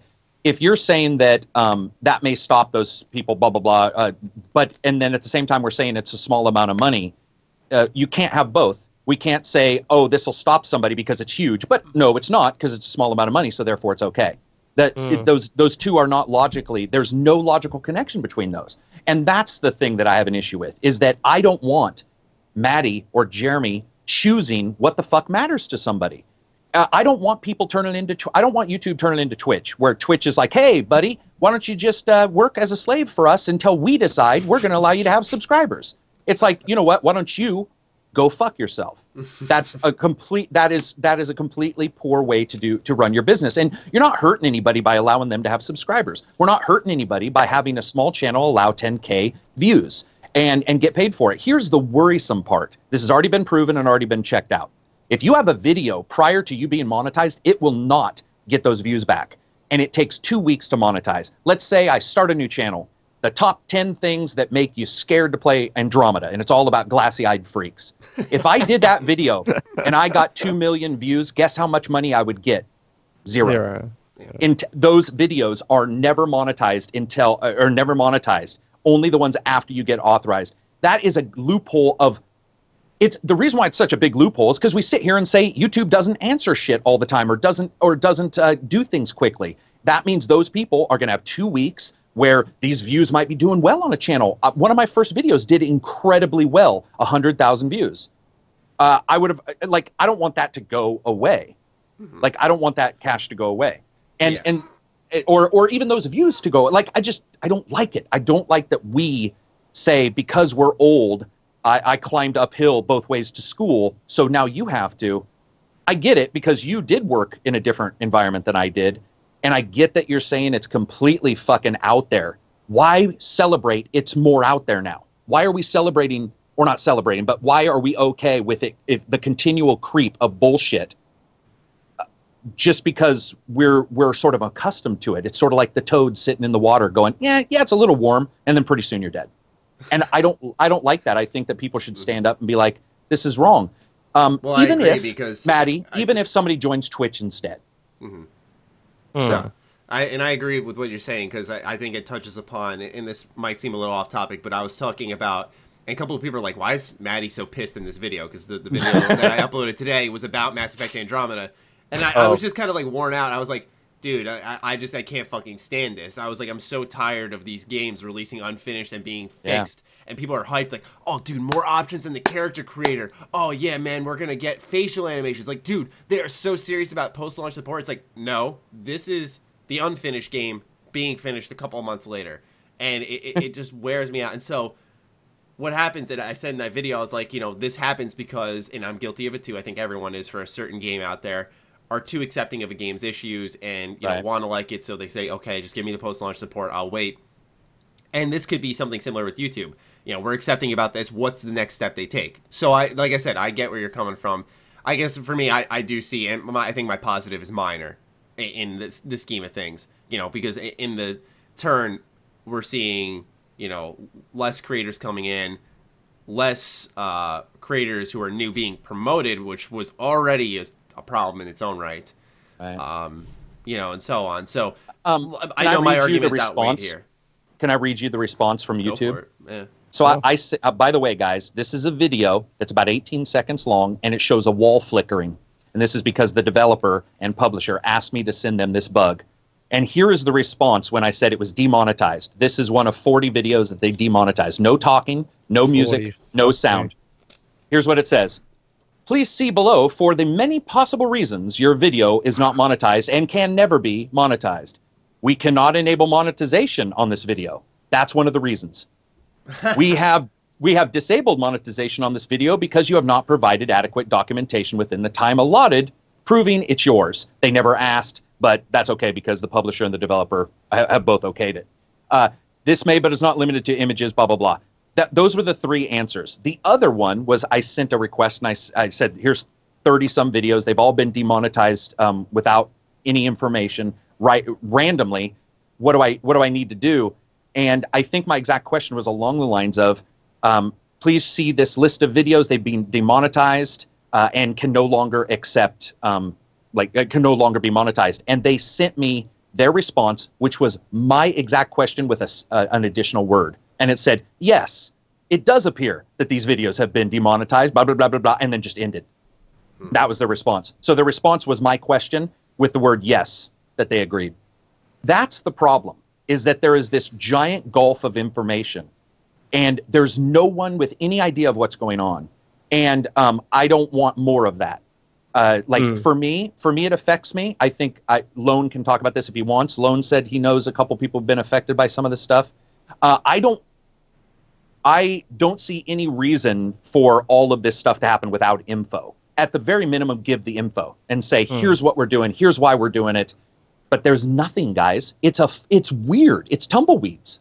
It's just as tumbleweeds roll by when you ask questions. YouTube's always been in the dark like that. I mean, they're starting to reach out to certain creators and offer like a personal support.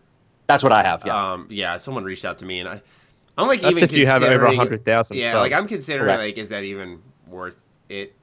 I didn't. Just so you know, I didn't. When Bad Seed had it, and a couple people said that all they do is really tell you, "Hey, this video did really well. Do more of those." Okay. Yeah. So, and for me, I never roll like that. Like, you know, a couple people want me to do more Activision videos, and that did really well. I mean, funny enough, the week advertisers pull out, I have a video that goes upwards of 500,000 views. But regardless, you know, a lot of people are like, do more Activision, and it's like, I like doing Activision videos when I have something to get pissed off about. Exactly. If I start faking my fucking getting pissed off, then that makes Activision videos not special anymore. You know, I have to have a reason. I have to actually be legitimately like stunned or pissed or something to want to make that video, because otherwise it's not a good video. It's not genuine.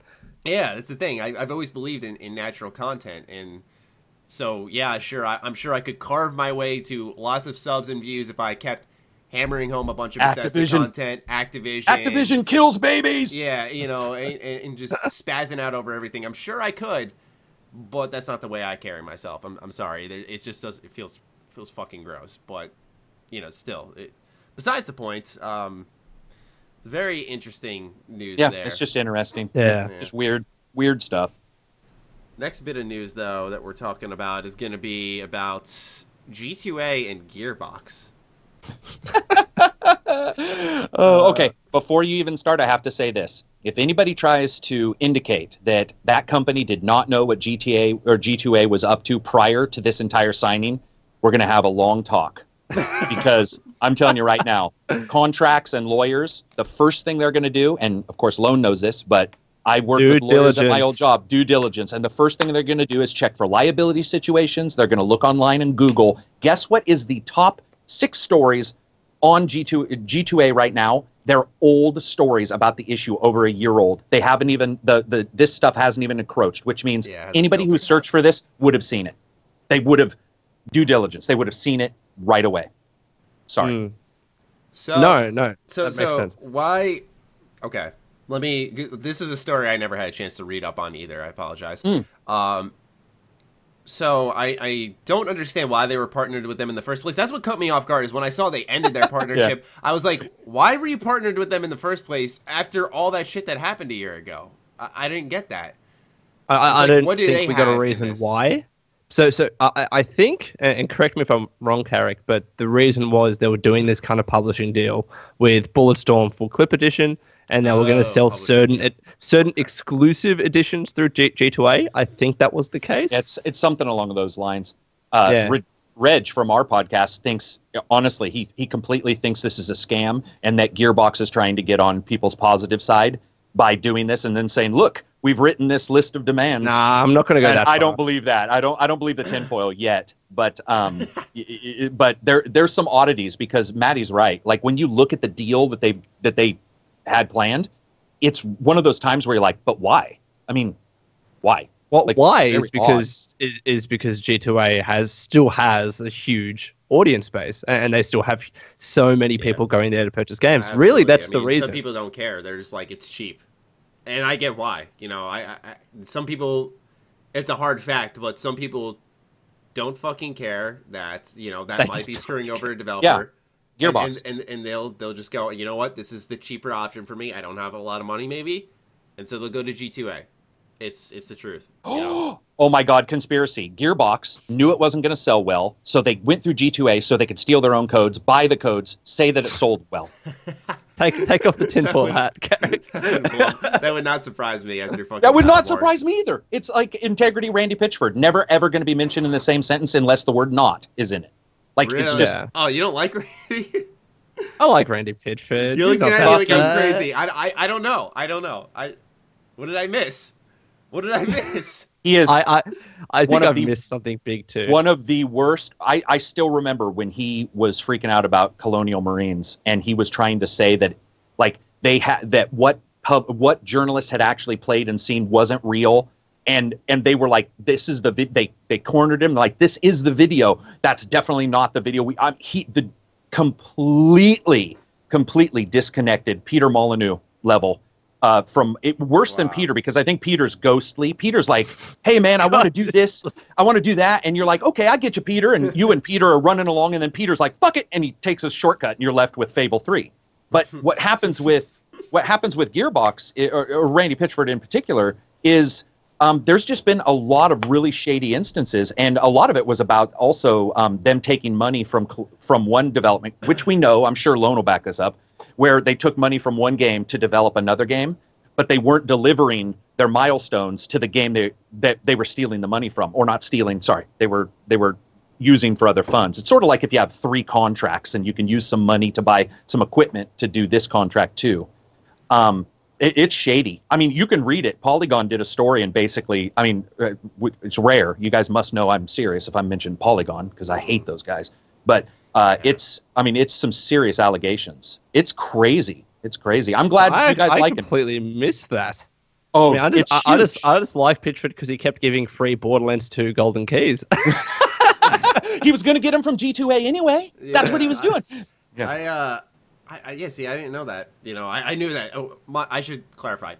I knew that there was a big fucking issue with Colonial Marines. Big issue. Like, that was some fake-ass shit. But I didn't know it involved Pitchford that much. I'm going to have to watch some videos on that. I guarantee there's someone out there, like with Sean Murray, just exposing him. You know, it wouldn't surprise me at all. Yeah, there's a huge video. There's Kotaku, which is massive. Kotaku's is from, I think, July of 2015. And they cover it. And then look in here, there's Kotaku, Destructoid, Techno Buffalo, IGN, all of them. Lawsuits, Sega sued them like for multiple millions of dollars because they were caught funneling money. It's a lot. Here's my question. How is Gearbox still afloat? You got to ask. Battleborn. Yeah, okay. Like, no, but the thing is, like, Battleborn is a good game, but fuck, they launched it at the worst time. They did. Apparently, I was reading that it struggles to hit over 30 players a day on Steam. Like, that's 3-0, baby. Yeah, 30. That's fucking terrible, man. And this is a game that we both like. Yeah, I was gonna say what kills me is that it's I'm not saying this is like, oh, I played it at launch for a little bit, I liked it. Like, I picked it back up a couple of months ago and started playing again. It's still fun. It's still a good game. It's just, like I said, it launched at the worst time possible, and it didn't have like a Ubisoft bounce back. And they just released this huge winter update, which came with like new campaign levels. They continued their support for the game. You'd think it'd pick up to some degree, that someone would wake up and be like, yo, this game is actually good. But, you know, with Battleborn, I don't imagine a remaster or whatever you call Bulletstorm is gonna break the bank for them. What was that other, new Borderlands. What was that other one? Home something? Homeworld? Homefront? Homefront is not that. It was like some space game that they. Oh, Homeworld, yeah, of course. Karak, the Karak edition, because it actually is my name. It is Homeworld, yeah. Yeah, you know, like, not games that are going to make them a lot of money. Obviously, Colonial Marines. Deserts of Karak. That's what it's called, Deserts of Karak. It's like my love life, the Deserts of Karak. But, you know, what I'm saying is that they're not making money. So exactly. I wonder. Because it's all from Colonial Marines. They hit it, and it's like a fucking little gold slide that they slide down their doubloons, and they take some and they pay their bills with. I don't know. I agree. I don't know how they're making, how they're like, around. Unless Borderlands is fucking, like, cashing in still. Like, you know what, though, Maddie? They are. I mean, it still sells really well if you look on GameSpy. So you're right, Maddie. That might be it. And Telltale, that sold well. All right, the Telltale, Tales of Borderlands. I forgot about that. Yeah, you strike a deal. But don't they have to pay Telltale to make that game? No. Or is Telltale paying for the license? It's a joint agreement, and Telltale pays for the license, and they do. Okay. Yeah, so just a quick news update, but before we keep talking about this. So Gearbox actually said, quote, as there's been no public movement from G2A by the time Bulletstorm Full Clip Edition launched now on PC, Gearbox Publishing will be doing their part to not directly support a marketplace that did not make the new public commitment to protect customers and developers requested by Gearbox Publishing. So it seems that they've actually started the process of unpartnering with G2A already. So I think they initially gave like within 30 days and within 60 days, but apparently they're doing it anyway. Okay, so here's my question to Lone, and you don't no devil's advocate crap. This is just you, buddy. We don't get a crazy person on to talk to the scientist. So here's the thing: do you really believe that they signed this contract and didn't know? Karak, why do you think that they had a clause where they could sign out of it? Like what? Why? Because they knew. Why do you think Why do you like? A serious question. Because they had a clause that they could back out of this at any time. Yeah, because they knew. So ask the question why that was there in the first place. They must have known. And that's me. So why do it anyway? That's the question we're left of. Why do it? Because they thought they'd get away with it. That's what I'm right. Yeah. Isn't that what you guys agree? They thought they'd get away with it. Or we believe Reg, and it was an all tin hat, and it was like I like your idea. I like your idea of boosting their own sales and letting it cycle in them. That would, oh man. Stolen credit cards by Randy Pitchford. Check out the Kotaku article later. Yeah, it's one of those things where it started, fell apart really quick. I will say hats off to them for one thing they did. They asked Total Biscuit, who started all this. That's true. They asked him for every bit of data he had. Now, Total Biscuit, as everybody knows, probably only has two real things in life to do, and that's to get pissed about games and to get pissed about G2A. He hates them. He hates them with a fucking passion. With a fiery passion. And so they asked the right person, and he listed out what he gave them. And what he gave them is a lot of the videos that we talked about. He has like this compendium of evidence against G2A. It's like a D&D glossary in the starting of a rule book. You know, it's like, let me sit you down and read from my tome. When you sat there and said they asked him for data, like not like here, link us some videos that you've made about them, like hard data, like he's got spreadsheets and fucking Microsoft Word documents. Dude, he actually does. He does. It's crazy. He listed this shit, and he's like, and he said he made sure, he told them at the starting, I want to make sure you guys understand this is not a customer pissed. This is not a one-person fight against them. This is legitimate complaints that I've, collected and my thoughts because of Collect Law. And he just unleashed it. And at that time, I guess Take-Two thought they'd get caught, so they finally admitted to knowing. Well, they didn't. They admitted to not wanting to do it. Yeah, I'm sorry. There's no way, especially when you compound the fact that, like you said, you search their name and the 6 stories are still there, that there's no way they didn't know that, unless they're fucking oblivious. But I mean, it was circling the news for weeks. Even I got contacted about my G2A sponsorships, and they were like, "Hey, because I announced I was like, I'm leaving them." And they're like, and it was Kotaku, and they were like, do you want to share with us why? I was like, if I'm getting fucking contacted about this, like, I mean, there's no way a developer, every developer should know, because there's a chance you could be losing money, especially with the tiny build thing that blew it up even more. Yeah. I mean, what? How do you not know? You don't. Yeah, they saw a chance, try to get away with something, and it failed, and they pulled out on it. Let's make sure that we're a little positive here. I actually like Battleborn. I think it's I really like it. I like a lot of their games. The thing is, if people don't know, we fucking love Battleborn and at the very least Tales of the Borderlands. Yeah. Oh, we talked about Borderlands for like 3 weeks straight, I think. I'd hope people know by now. It has nothing to do with that. And I know people are going to freak out about it, but it has nothing to do with that. It has to do with just once again, the trying to get away with shit just pisses me off, man. Yeah. It rubs me the wrong way. Sorry, I hate that. Make sure you say piss like your glasses break. Oh, dude, it's pretty close. Yeah. Yeah. Well, that's interesting, man. Part of me, I don't want to say enjoys, but these scandals are always interesting. Seeing these companies try their best to get away with shady shit. Like Lone mentioned earlier, I'd love to be a fly on the wall in that meeting. I'd love to be a fly on the wall in the meeting who pitched like, all right, we're gonna do something really fucking shady here. We're gonna try to partner up with G2A. Like I would really love to be a fly on the wall in every G2A meeting. Cause yeah, me too. Yeah, and Penguin isn't it, or Kingwin? Kingwin is the other huge one. Does Kingwin have as much controversy behind it? It's just smaller, but it's got. There's a bunch of people who feel the same way about it. One is like Green Man Gaming. I've heard that one is like they talk to devs and they got in trouble though. Remember? Yeah, I don't know what happened. That's the only one I've Green heard. Man. But they got in trouble, yeah. It's I don't know. It just great market key reselling, isn't it? Exactly. A lovely area. We could do an entire video just all the weird shit that's ever happened there. I mean, it's crazy. I understand. Yeah, true. I have to say, I do understand the purpose of like a G2A because, for example, I remember I think it was a Batman Arkham City key with like a graphics card or something like that, and I already had Arkham City on my Steam account. So you sold it. And here's the thing: is I didn't use G2A to sell it because I didn't know. I had like the physical voucher, and I put it on eBay thinking like I'll just sell the key here. And eBay like contacted me. They're like, you can't do that. They're like, we don't do digital goods. And I was like, oh shit. I was like, I'm sorry, I didn't even know. Like they actually took down my thing and messaged me. I was like, look, I'm sorry. I said, I swear I had no idea.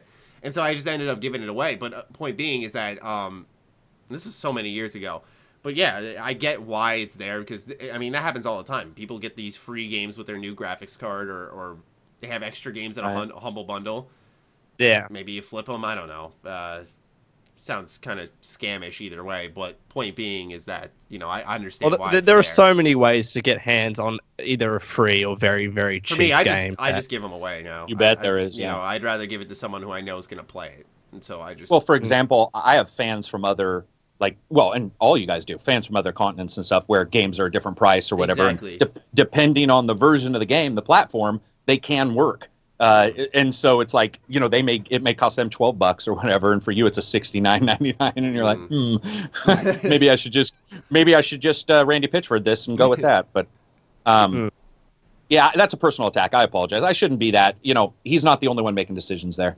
It's the same way I feel about Peter Molyneux. Like sometimes they get, you know, because they're the figureheads. It's their job to field that stuff, though. Tell you the truth. It is, but it's probably not their job to hear me consistently. well, even if they don't do the things, then you don't have to. He showed. Yeah, I just feel bad sometimes because it's like I don't know the person. I understand why. You know, somebody might say that about me, and I don't get cold feet. I just get a little bit of shame for a second before I go off on another tirade. Yeah, I feel you. Lone's probably like, why did we ever fucking have him join? Like, he's just mad all the time. So angry. What the hell? That's fantastic. No, it was funny because you mentioned Peter Molyneux. Recently, I was doing some research on the game. Like, what was the game called where Lotus? No, it wasn't. It was the game that was released before Godus, sorry. And it was like the cube where everyone had to pitch it away. Because I remember first hearing about that and hearing that this was an amazing concept. And then the prize for that, for the person that reached the inside of the cube first, or the center, became God in Godus. Yeah. I don't know, man. That was just weird. It is weird, but you know what? There's a developer discussion on GDC about the worry that Kickstarter-style game development is becoming the norm. And what that means is setting things up for long-term success, and that over time you're trying to do all these weird things where it's almost like you're trying to balance all these balls. And I think that game is like that, where it's like, hey, in the future, you're going to be a god in another game if you buy this game and play it with others.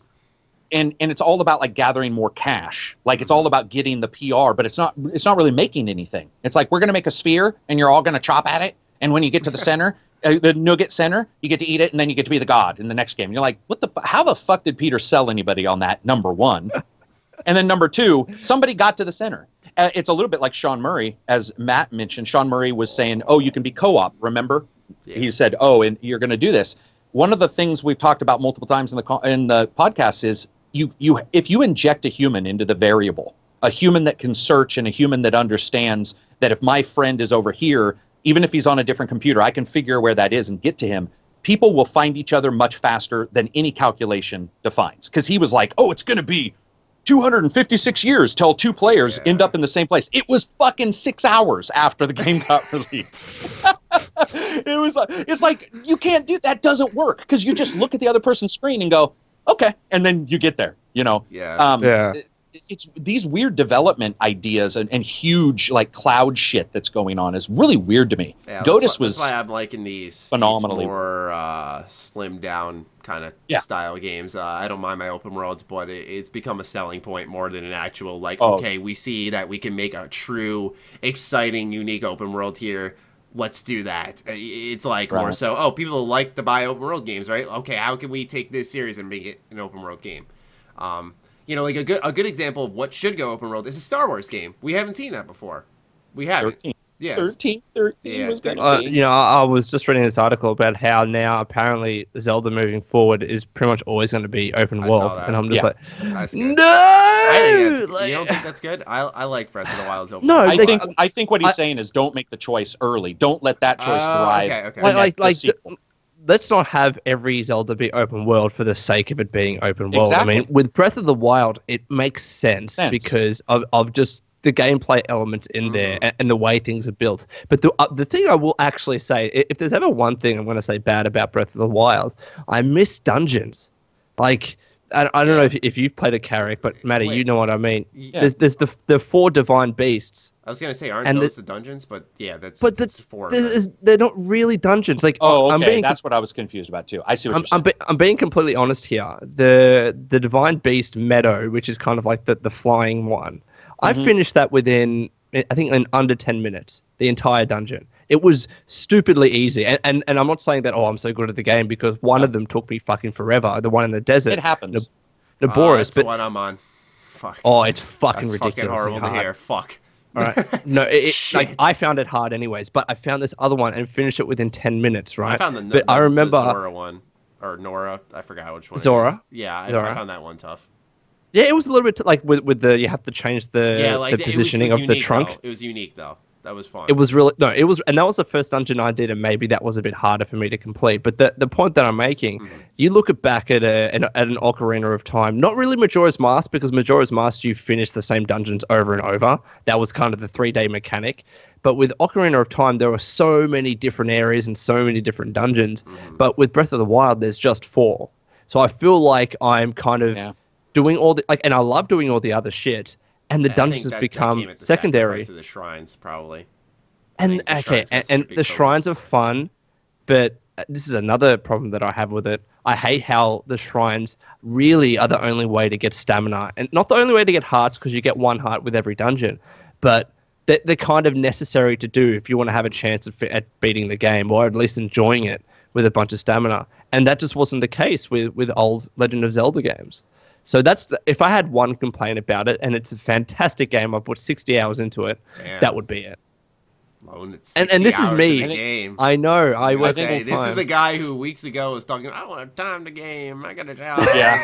Like, I'm too busy to game. What are you doing right now? Gaming? Yeah. No, honestly. Well, it's more convenient for you, though. So that means you're going to be buying, like, NBA Playgrounds, right? You guys see that trailer? Oh, man, yeah. I'm all...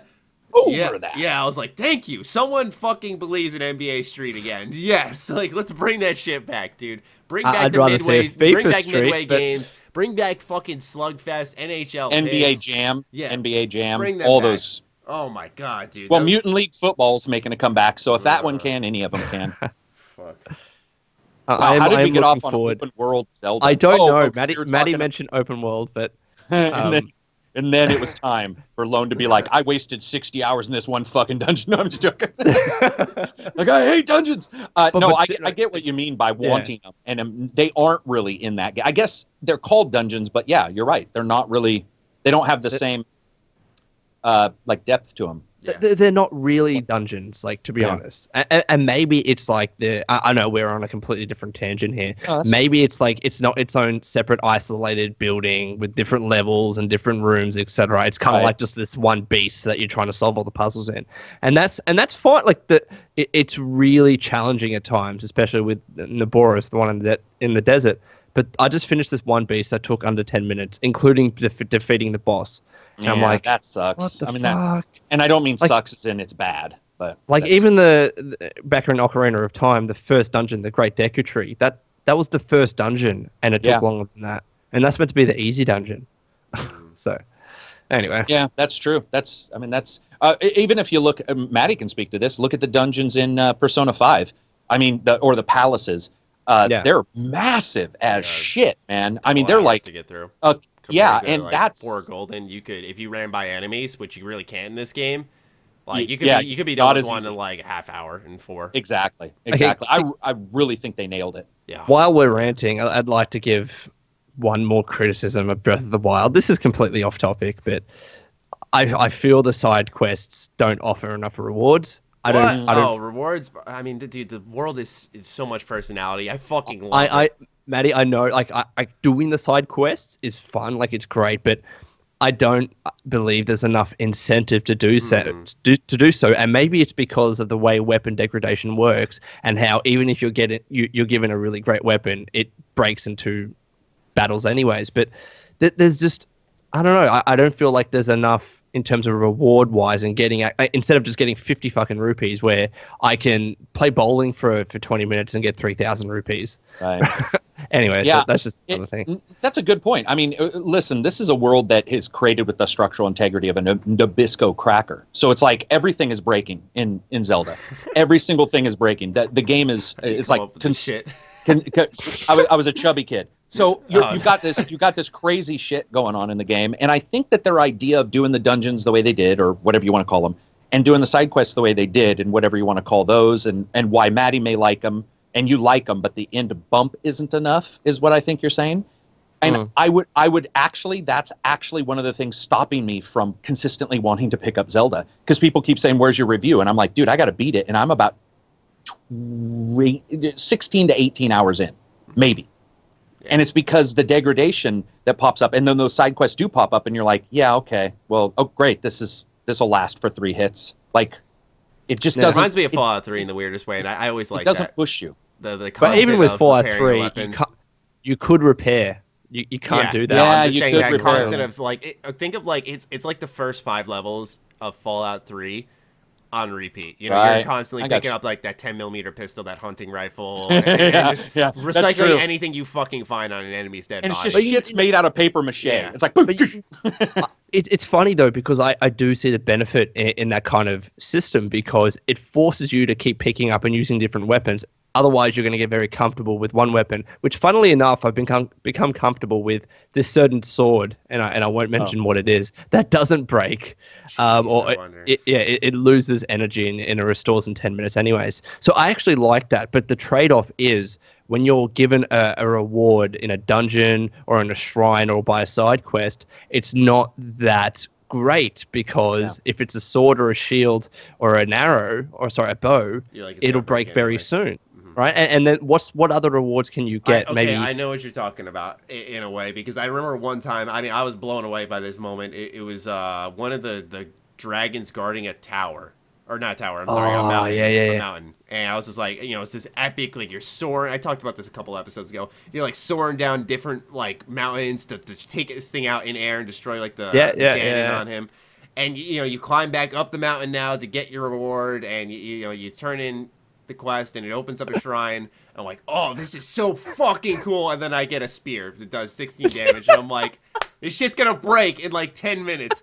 That's what I mean, though. Epic. it's like winning the Super Bowl and somebody gives you a fucking Dixie cup, and you're like, it's not the same thing. Yeah, it blew me the fuck away. I was like, are you kidding me? But it was still like that moment is what was more important or more valuable to me. That really blew me away. It's the journey, not the The destination. journey. Yeah, I think the thing is that if a game has really poignant journeys, you can usually get away with that. However, it's the number of times it occurs. There's that's something you'll hear developers all the time, and it's something that luckily developers are starting to sort of step away from. But it used to be fun. Like you want something, you know, within 10 feet, another point of interest, and some developers like maybe that's a little too much. Because I think in Zelda it might be a little too much. Fun, but like you land on a planet, it's like, oh my! It's like leave it looks like fuck alone. It looks like somebody spit on a map. It's just, and you're like, there's 8,000 things to do. You know, and we're complaining about. Awesome we are complaining about a very, very good game, and let's say you know, Breath of the Wild does Journey just amazingly, right? But I'm just thinking back to my older experiences, like Majora's Mask, for example. The side quests in that game were probably the best part of that game, but the reward was there. Like, you would get a mask that would allow you to do something really, really different. So you get the bunny hood, you get the Fierce Deities mask, you get things like that. But with Breath of the Wild, again, when you give it a cool weapon, it'll break anyways. And that's not saying that the weapon breaking system is bad, because it does allow you to use different weapons. But I guess the point is, it's differing a lot from what Zelda games used to be. And while I like it for what it is, like, I think it's a phenomenal game, that doesn't mean I want every game to be just like it, because there are other bits of Zelda that I really like that you won't get if it's open world. I agree. I think that's a good point. So let's not make that design decision from the get-go and say, all Zelda games are going to be open world, because if that's the case, then you're going to be having a lot of important factors of what Zelda used to be just disappear. Yeah, agreed. Yeah. That's just my rant. Sorry. No, dude. I feel you. I mean, This is what happens when you get us all late in a podcast. You do YouTube videos and you don't talk about it. What are you doing? You know, that's my question. Right. Yeah. But let's talk about next Mass Effect Andromeda facial animations update. Okay, I made a video on this, but I still got to talk about it anyway. This shit rubs me the fucking wrong way so badly. Let me just get comfortable. Because I say this because it's not just, it's EA and DICE. I know a lot of people like to target them. I get why. It's become such a staple in our industry to ship the unfinished product. And it's like my patience is now worn off. And I'm a fucking patient guy, especially for a New Yorker. I'm fucking patient. And now mine has worn off. I think you're pushing a limit when I'm even pissed off. And I'm like, okay, can you please just finish the fucking game before releasing it? Now, this year hasn't been too bad for that, but it's still pretty prevalent. I don't think Sniper Elite 4 was finished. And a lot of this always boils down to technical stuff. Feature-wise, it's usually fully there. What was another game I mentioned? Halo Wars 2, definitely not ready. You know, it's just it's always the technical thing. It's always that like extra month or two of fine-tuning that can make all the difference. And apparently, I was reading an article, and the facial animations and stuff, which I implored in my review and my impressions as well, and even now, that this wasn't the biggest deal breaker for me because I play Bethesda Game Studios games all the time. So it's like I'd be number one a fucking hypocrite, but number two, it really genuinely doesn't break my experience that much. It's still really bad though. And the reason I'm bringing this up again is because I was reading an article and it said that these were outsourced, that it wasn't even a priority. And I'm sorry, but that shows just how much BioWare has changed to me. That, you know, this used to be a company that valued like player stories and delivering the best possible narratives, being the top of the top. You know, like I said a million times, they made my favorite game ever. To see them like go down that path, and now even here, like at least as much as I didn't like Inquisition, at least the fucking game was finished. You know, for all the things I don't like about it, at least it was done. Andromeda wasn't done, and the fact that you're pimping these updates like they're new features and things that fans should be excited about, it's like no, like your character creator compared to other games sucked so badly, and you're promising it's gonna be fixed. It's like, it's an RPG. It's Mass Effect. You should, if anything, sure, I can give you a free pass on the animations as someone who doesn't really care that much, but a character creator? Like, how do you fuck that up? How do you let that be unfinished in an RPG? That's like the #1 priority. Everyone cares how their character looks. Sure, maybe they look a little funny or alien when they're talking.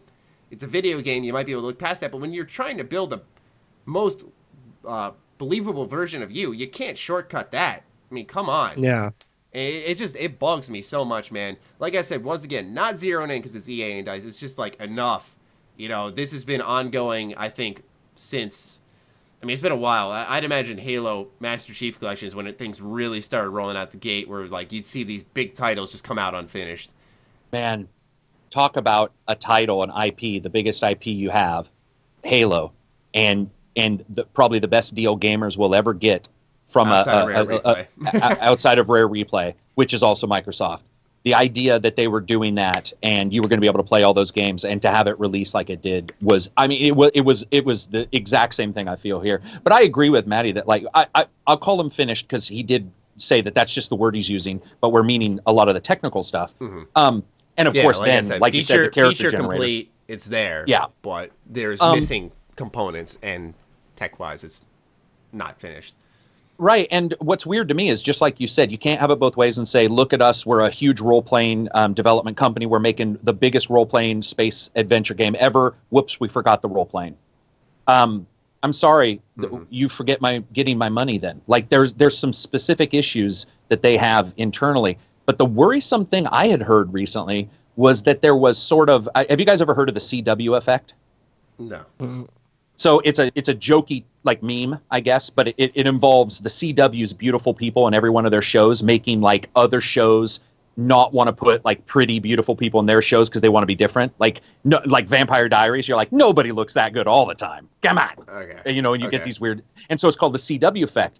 But what's weird is talking to developers and artists, they have actually told me that yes, seeing other forms of entertainment and seeing that continually bombarded, your brain sometimes will recoil a bit and be like, okay, not everybody looks like that. Yeah. So what I believe may have happened with Mass Effect is they looked at getting away from, they already said we do not want a hero. I still remember their exact words. We do not want a hero in Mass Effect Andromeda. We want the guy with the wrench in the hallway. Well, guess what? That's pretty much what they got, a big-eared freak in a hallway. And I don't necessarily think that's why I buy a sci-fi space epic game. And I think that shows intrinsically from the very beginning one of the issues they had, and it just ballooned from there. So to me, it's just scary that they're celebrating these patches that are pretty much supposed to have been there. Ukulele's doing the same thing. Hey, look, we're going to fix our camera. Well, in 2 years prior... I was so hoping that game would be good. In 2 years prior, you can't get your camera right, but in 1 week, you're going to magically fucking remake it? Like, nobody believes in magic. That's magic with a K. Go cast your spell somewhere else. So it's weird. You have these situations like that. And I like Mass Effect Andromeda, and I've played it, and I enjoy some parts of it. But that's exactly what I said. Someone tried to tell me I praised the fuck out of it. I was like, I don't know where you've been, dude. Like, I said buy this game on a sale. You did not praise it. No, it's like how on one video... It's funny. I remember watching a Boogie video, and on the same video, he was talking about Microsoft and Sony. Someone said you're a Microsoft shill, and someone else said you're a Sony shill. I've had that. Same video. I've had that. Yeah. People hear what they want to hear. Yeah, it's true. But I mean, Lone, have you played Andromeda? No, I've never been. Not that I've never been a Mass Effect fan, but I've just never gotten into it. And it seems like if I want to get into it, it's not going to be Andromeda. It's going to be the first one. Let me ask you guys a question, and this is being totally honest. This is something that they said, and I don't agree with, and I don't mean to hash on Andromeda, but it came up in ours. They said you do not need to play the original Mass Effect games to enjoy Andromeda, to play and enjoy Andromeda. And while I think that scientifically and technically that is actually accurate, if you look at how information is doled out, they brought the same fucking aliens but forgot to tell you what they were. So new people have no clue about half of the stuff that's going on with the Krogan. They don't know what the genophage, the Geth. Yeah. Go ahead. This is a discussion that I think applies to any video game. I understand. And this is kind of any video game with a sequel. Any video game with a sequel. And yeah, I agree. I get when a game comes out. Spin-off? It's spin-off, sequels, prequels, anything like that, right? Mm-hmm. I think personally, it's always going to be better if you play the previous games. Mm-hmm. It doesn't matter what game it is and how connected or not connected it is to the previous game or detached. It's always going to be better for you to do so. Some games, it really doesn't matter. Like Call of Duty, it really doesn't matter that I haven't played Ghosts or Advanced Warfare. I could pick up the one coming out this year and I'll be fine because in every sense of the word, those games are detached. Like the campaigns are typically very isolated and the multiplayer is just the multiplayer. But in most instances, I will say that it's probably better to play the previous games. And even if it's just to understand subtle hints or Easter eggs and things like that, it's always going to be a better experience, I think.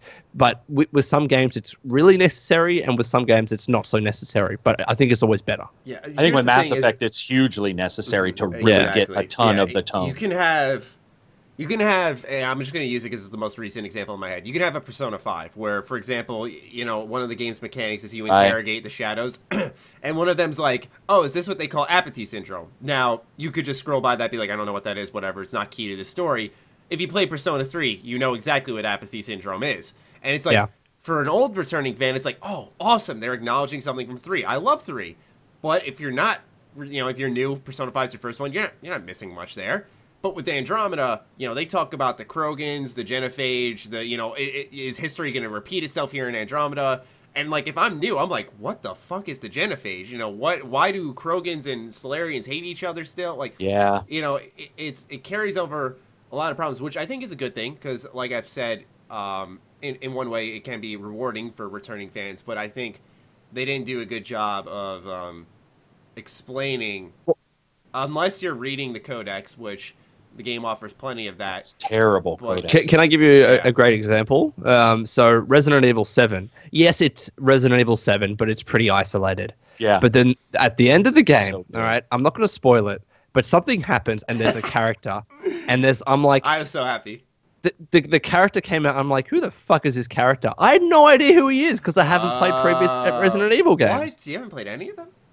Well, I've played some of them really early on. I get what you mean. Well, but you know what I mean. Yeah, so even though Resident Evil, pretty much story-wise, is somewhat isolated, and you can play that on its own, detached from the other games, and still enjoy them. When you get to that end bit and you see that guy's face and you don't know who he is, and people in the chat are freaking out over seeing that person, that's underwheling. Yeah, and then I looked up it later, and I'm, that's that guy. Or he was in these games. Who's Billy Bob? I have no clue who Billy Bob is. Yeah, I know how that feels. I mean, because here's the thing is, and I've said this for a while. I funny enough got this from Angry Joe, and I didn't realize until he brought it up. It was that I don't like when games toss a new character at me at the end. You know, like this surprise. He's really behind it all this whole time. Didn't see that coming. Because what gets me into a story is when I'm learning more and more as time goes on about this character. I think a good example, and I think it's okay to fucking spoil it now, is like Far Cry 3, where you think like Voss is going to be the main villain, and it turns out like, oh, there's this other guy, he's bad too, and like Voss is a throwaway character almost, and that type of stuff, for example, is what bothers me. And so I could see how it can work against you also in the surprise factor, where like, you know, fans of Resident Evil are going to be like, oh my god, it's you know who. But if you're like Lone, you know, you're gonna have this new character step in, and you're gonna be like, not there. Why should I give a fuck? Yeah. And why is magical music playing, and why is it all poignant? And it's like two love affair, you know, two people come together in love affair. Like, he's all, who gives a shit? He's not in like every single Resident Evil game. He's in a lot of them, but I'm saying like it's also there, possible to miss him too. You know, you could have played 4. I don't think he was in 4. You know, it's like.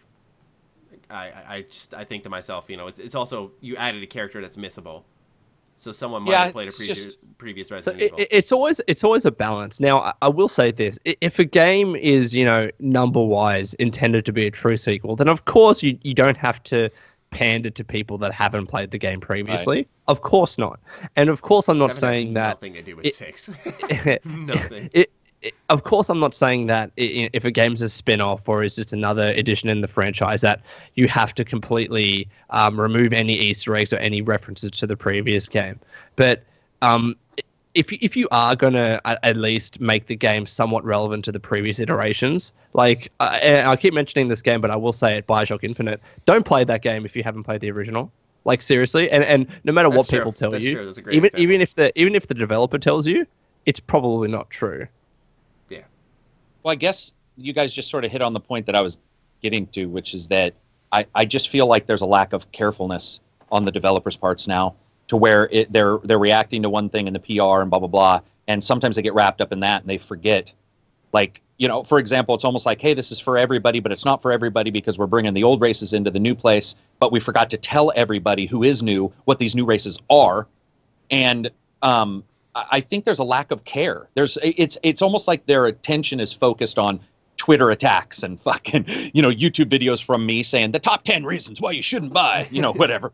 I don't do those videos. Fuck, I hate those videos. Oh, so do I. So you get all these things. And I just think that maybe they sometimes they get a little caught up in all of that day-to-day spin, and the focus gets away from this, because this is not the first sequel to have you sort of go, okay, I sort of get it, but like, you forgot to introduce this guy, and you're acting like I should know him. And maybe I should actually play Andromeda first to see how bad that is. Maybe so, because I had actual people telling me who were reviewing it who had not played it, and they were telling me, and they were like, "Who the fuck is this dude?" I mean, like, and go ahead. No, I'm just saying. Here's the thing: is that, and I guess it's kind of off topic. It's just that, you know, Andromeda is such a bad starting point because it doesn't explain why. Properly, I think, why people like Mass Effect so much. I mean, it has a lot of the good exploration, a lot of the awesome characters to some extent, but it's not like Mass Effect 1, which, you know, I'll admit that's my least favorite of the original trilogy, but it's still a good game. And world building, you know, yeah, it's got awesome characters, you know, those really good choices. You know, you could start whacking characters as quick as possible, which I think is powerful, because then it heavily impacts 2, which is why 2 is my favorite, personally. Point being, though, is that 1's just a great starting point, because you also understand, okay, you know, yeah, it's dated, the gameplay, but it properly explains why Mass Effect was special to gamers, and I don't think Andromeda does that successfully. What I do commend BioWare for, though, is that this, And what I was afraid of is that it did not feel in any way, shape, or form like Inquisition in space. That was good. You know, because I think it was very easy to take that Inquisition template. Okay, we got a Game of the Year here. I say that in quotes. And we'll take that and put Mass Effect on that template, and let's fucking sweep people off their feet. Yeah, they didn't do that. Yeah. Thank goodness. Which I think's awesome. Yeah. But interesting. Yeah. But did we ever talk about the facial animations? They look better. At least the eyes look better. Holy shit. I mean, I went on a little rant on why I don't like how, I should have prefaced this before I went on my rant. It's like, I don't want people to think I don't want these problems left unaddressed. Yeah, exactly. Yeah. It's like, no, we want obviously the game fixed. It's just that what excites me more, and I'll use Overwatch as an example, is when the game comes out and it is, in my opinion, balanced and it is fun, and then they announce, and then like the next big thing they announce is like, because they pay close attention to the meta, who's being used too much, and they always tweak heroes who are lower, and maybe those who are higher get turned down a little bit. So you're always seeing heroes getting juggled around. Maybe less for the sake of balance, but more so just it's always this endless cycle. So it makes the game fun to come back each update. It's not flexible. It's not like the game was broken and they're patching things in. But it's exciting as a gamer, I think, when I'll use Neo as a better example, is when the game came out and the first announcement, it was like patches, I think, maybe for like an audio bug, but like the focus of the patch was like, oh, we're gonna have a boss rush mode. It's like awesome. Neo's best part was the bosses, and now they're having a boss rush mode, and they're like, after that, we got our first Theory DLC coming out 2 weeks after that, and like it's all free. It's like, that excites me. That makes me want to come back to your game. What shouldn't excite gamers, and I'm not there to decide what should excite you and what shouldn't, but what I feel shouldn't excite gamers is when you're hearing features being finished up, like a character creator in an RPG. Is it excitement or is it relief? That's a good question, and you're probably right. It's probably a little bit of relief. For facial animations, it's like when they fix the eyes, it's a night and day difference. And this is not saying that it should have been done at launch, but etc. But like when people have experienced those facial animations and they see that night and day difference, I think maybe people are confusing their excitement for just relief and saying, oh, well, that actually looks better. That just makes me happy. Yeah, it should have been done at launch, but I'm still happy about it. And I tested the patch. I sat on Andromeda for like a good hour and, went around, did some conversations and tested all the things that they said they fixed in this one. And here's how I describe it. Like, you look at the Asaris and you're like, wow, this is what I expected. The Asari look fantastic. The humans, like I said in my video, you went from turd to shiny turd. Like, they're still really bad. That's just the best way of describing it. And prior to the podcast, I think I said mannequin to glassy-eyed freaky doll. Yeah. Like, I mean, they look better, and you can tell where the focus went, because, like, I'll talk to certain humans and, like, they're okay. But, like, okay, I talked to Cora, like, look the same. I talked to Addison, like, the focus of the memes, like, my face is tired. Holy shit, she looks so different now. And it's like, it's obvious that they were like, she looks a lot different. Yeah, it was very obvious that they were like, okay, let's like get a generalized fix, but Addison, like, please get on her, please. And I get why, but it's just that it's clear, I think, now that the animation skeleton for the aliens was used on the humans as well, and that's why the humans still, even after a fix, don't look that good until give it 2 months, and they'll look great. I think the awesome thing is like next year, right? We're going to have a good number of probably stories about what happened truly. You can't look at Andromeda and not understand that something really weird did happen in its development. I think everybody's past the point of pretending that it's all been status quo. You have No Man's Sky, same. Mafia 3. These are games that had huge amounts of PR that released in incredibly odd fashion. Yeah. And so what I can't wait for is a year, in a year or two, when we can all discuss this and we know some of the stories, and then the developers who are working on current games can look at those and go, okay, because this happens where a developer will read a news article about the behind the scenes of LA Noire, for example, which was tremendously bad. Team Bondi and all the shit. It was. Oh yeah. It's fantastic in its, oh my God, did that really happenness? And same thing with Red Dead 1 and how it's barely how it barely runs at any time. These are really cool things that other developers can look at and go, okay, you know what? if we're going to do the same steps they did, let's watch out for this. If we're going to do it different, what are we going to do? And there's some learning, and it sounds really fucking PR, and I hate this shit, but there are some learning moments that have happened from these disasters, at least for others who can look at them and go, for example, Horizon, like I said earlier, outsold. It was number 1, and it outsold Andromeda on 3 different systems in the UK, which means that's horrible. That's a horrible performance. And any company is going to look at that and go, okay, we lost out to a single IP on 1 system with ours that is on 3 or 4 if you include the PC. And other developers will look at that and go, okay, they put in a ton of money, they did this and that, and they still didn't work out. What happened? And what can we take from that? And that's why I'm excited, because a lot of new developers are out there trying to make their new games. Indie guys who are like, I don't know the fucking missteps.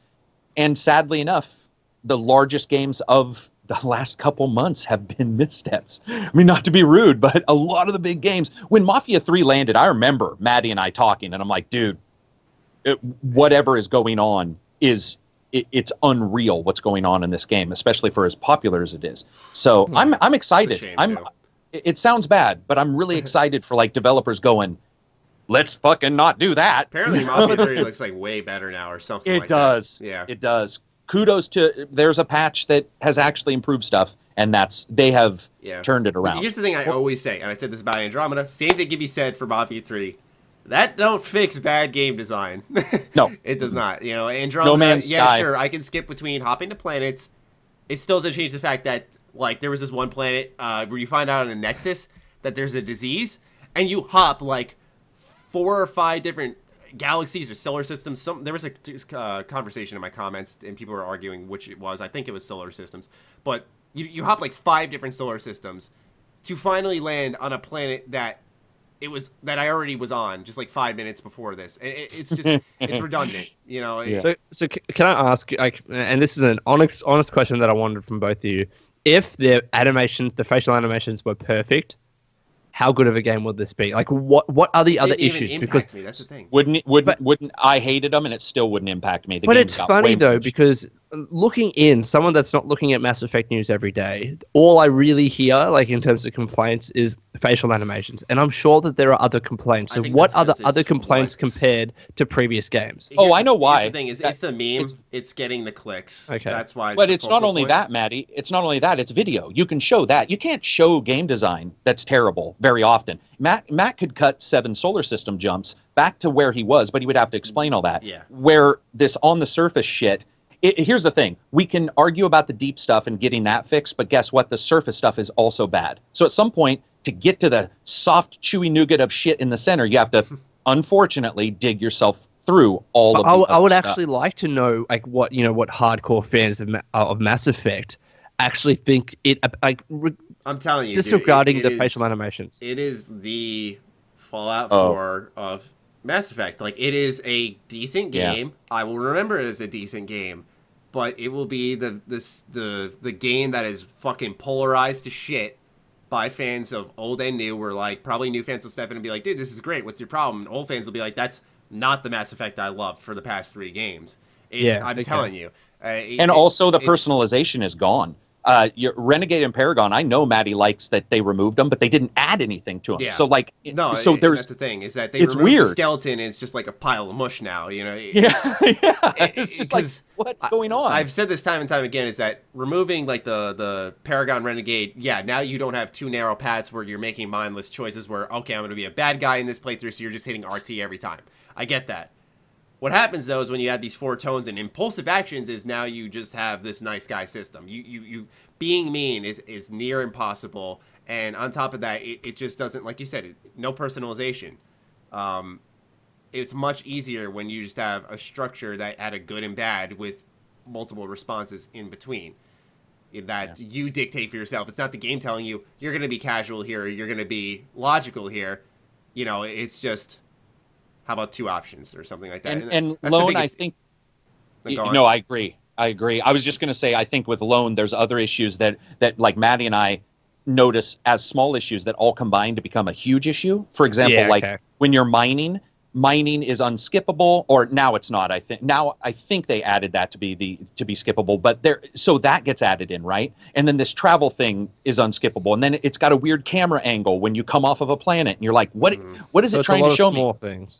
Yeah, and the thing about Mass Effect originally that I think most people gravitated to was that there was a core excellent story, and the world were sort of built around those, and they were sort of fleshed out. You have a lot of that in Andromeda, but the core story has to have a character, and it does not sell that character very well. And that's a part of gameplay. Role-playing is a part of gameplay, and there isn't any. And Maddie and I joke about, like, it was just binary in Mass Effects. It actually wasn't. You could be Paragon Renegade, or you had, like, the lower choices, which were, like, sort of good guys, sort of bad guy. Yeah. This has none of that. It's as Maddie said, there is a couple situations where you are trained to hate the person that is in front of you. You are like, this person needs to die, and you cannot do anything other than thank them for basically killing everybody. It's the most fucked up decision I've ever seen.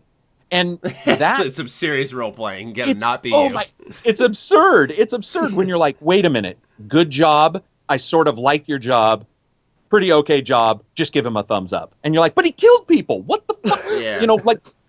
So, and then role-playing starts into it. I think gun battle's great. Maddie thinks, I know we've talked, like, the movement in gun battle's great. But unfortunately, the game's, at least half of it, is exploring. So, and that is not great. That's the thing, is, like, questing-wise, the game's better, but it's, like I said, the game constantly gets in the way of itself. I apologize to the viewers who have heard us ramble on about this before, but now we're explaining to Lonely Pony here about why. Well, this is gameplay discussion. It's not just Mass Effect. I mean, it's just that, and this has happened with plenty of other games where Andromeda will pose an interesting quest with cool context behind it.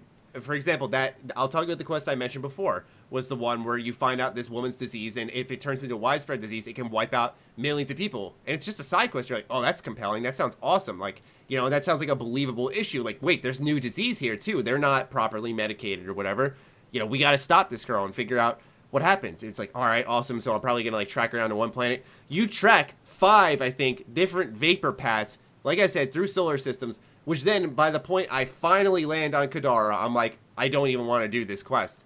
And mind you, with Kadara, you land on the upper port section, then you have to go to the elevator, loading screen, underneath, run out, get in your Nomad, then drive to the quest point.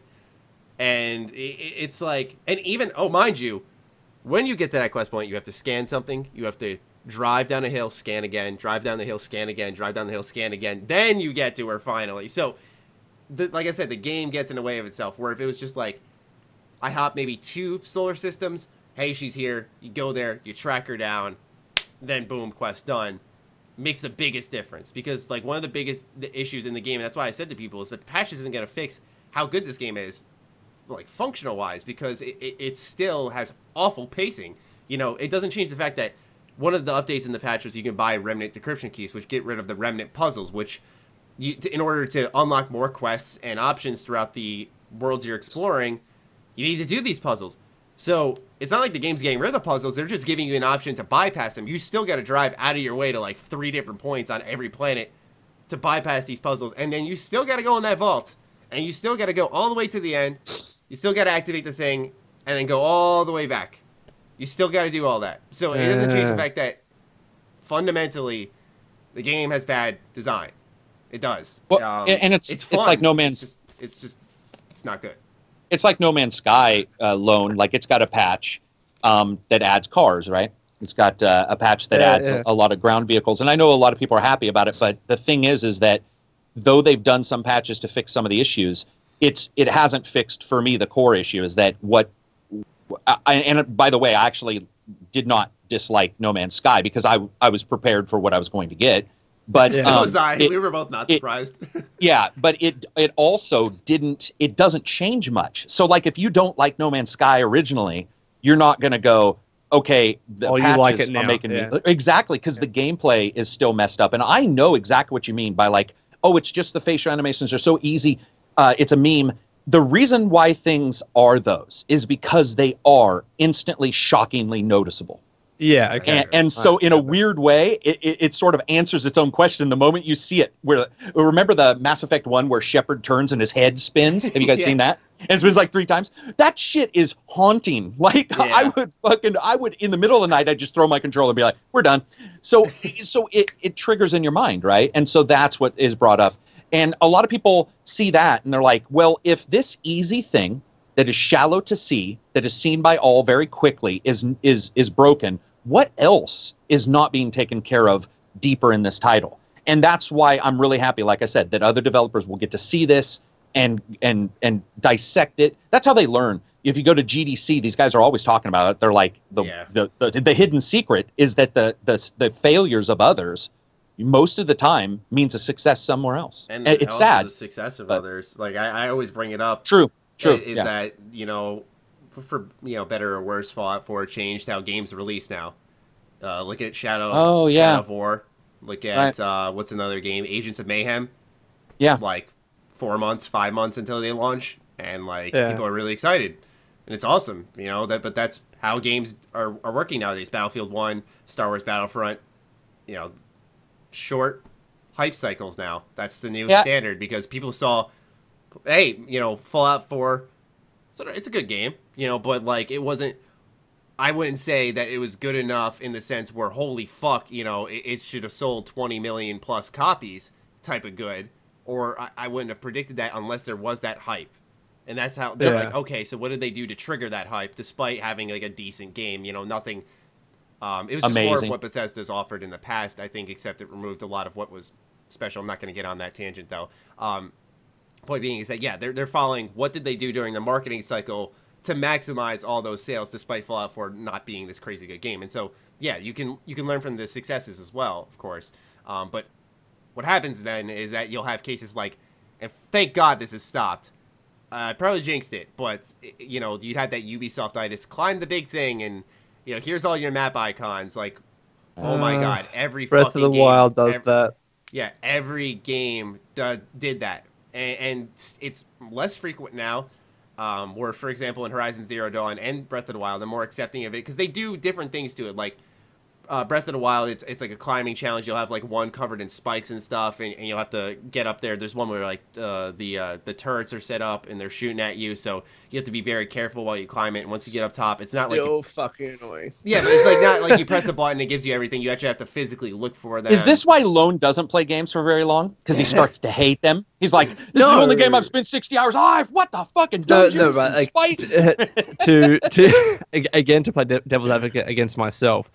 The towers. It's true, but these towers in Breath of the Wild, when you actually climb them and activate them, they activate pretty big blocks and chunks of the map. So it's different to how Assassin's Creed operates. Right. Which is just blurt shit out. Yeah, it's map mess. Assassin's Creed's always been really good at map mess. Like the moment you see it, you're all, I'm just going to experience this world through its icons. Like I'm not even going to. I'm not even going to really remember. It's almost like if you have somebody who has waypoints in a race, where sometimes I'll be, well, what about the third turn? And they're like, honestly, I don't know where the third turn is because I just look at where the icons point me. And you're like, that's the thing. That's why I was more forgiving of Horizon Zero Dawn because it did well. It's just revealing the map. And it makes sense in the context of the universe. Yeah, you didn't need to, but it just revealed the map. It didn't give you points, as far as I remember. No, I don't remember side quests and collectible icons popping up. I just remember it revealing the world because the way you get collectibles is you buy maps. Which, okay, then you go icon hunting. But that's completely optional, and on top of that, it's I didn't do it. I didn't. Very lean. Lean.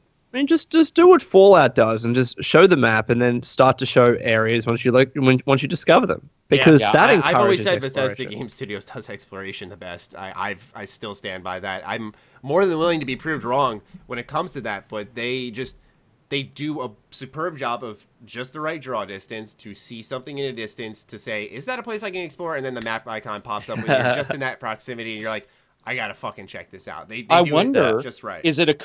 Have you ever asked, Maddie, if it's a cone of vision check? Because there is absolutely the ability for them to say, is this within view of the character?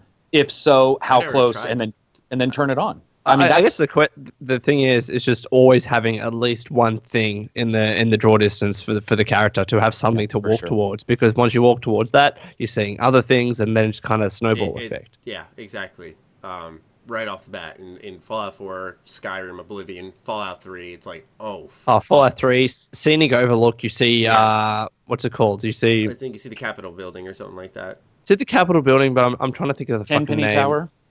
The very first town. Megaton.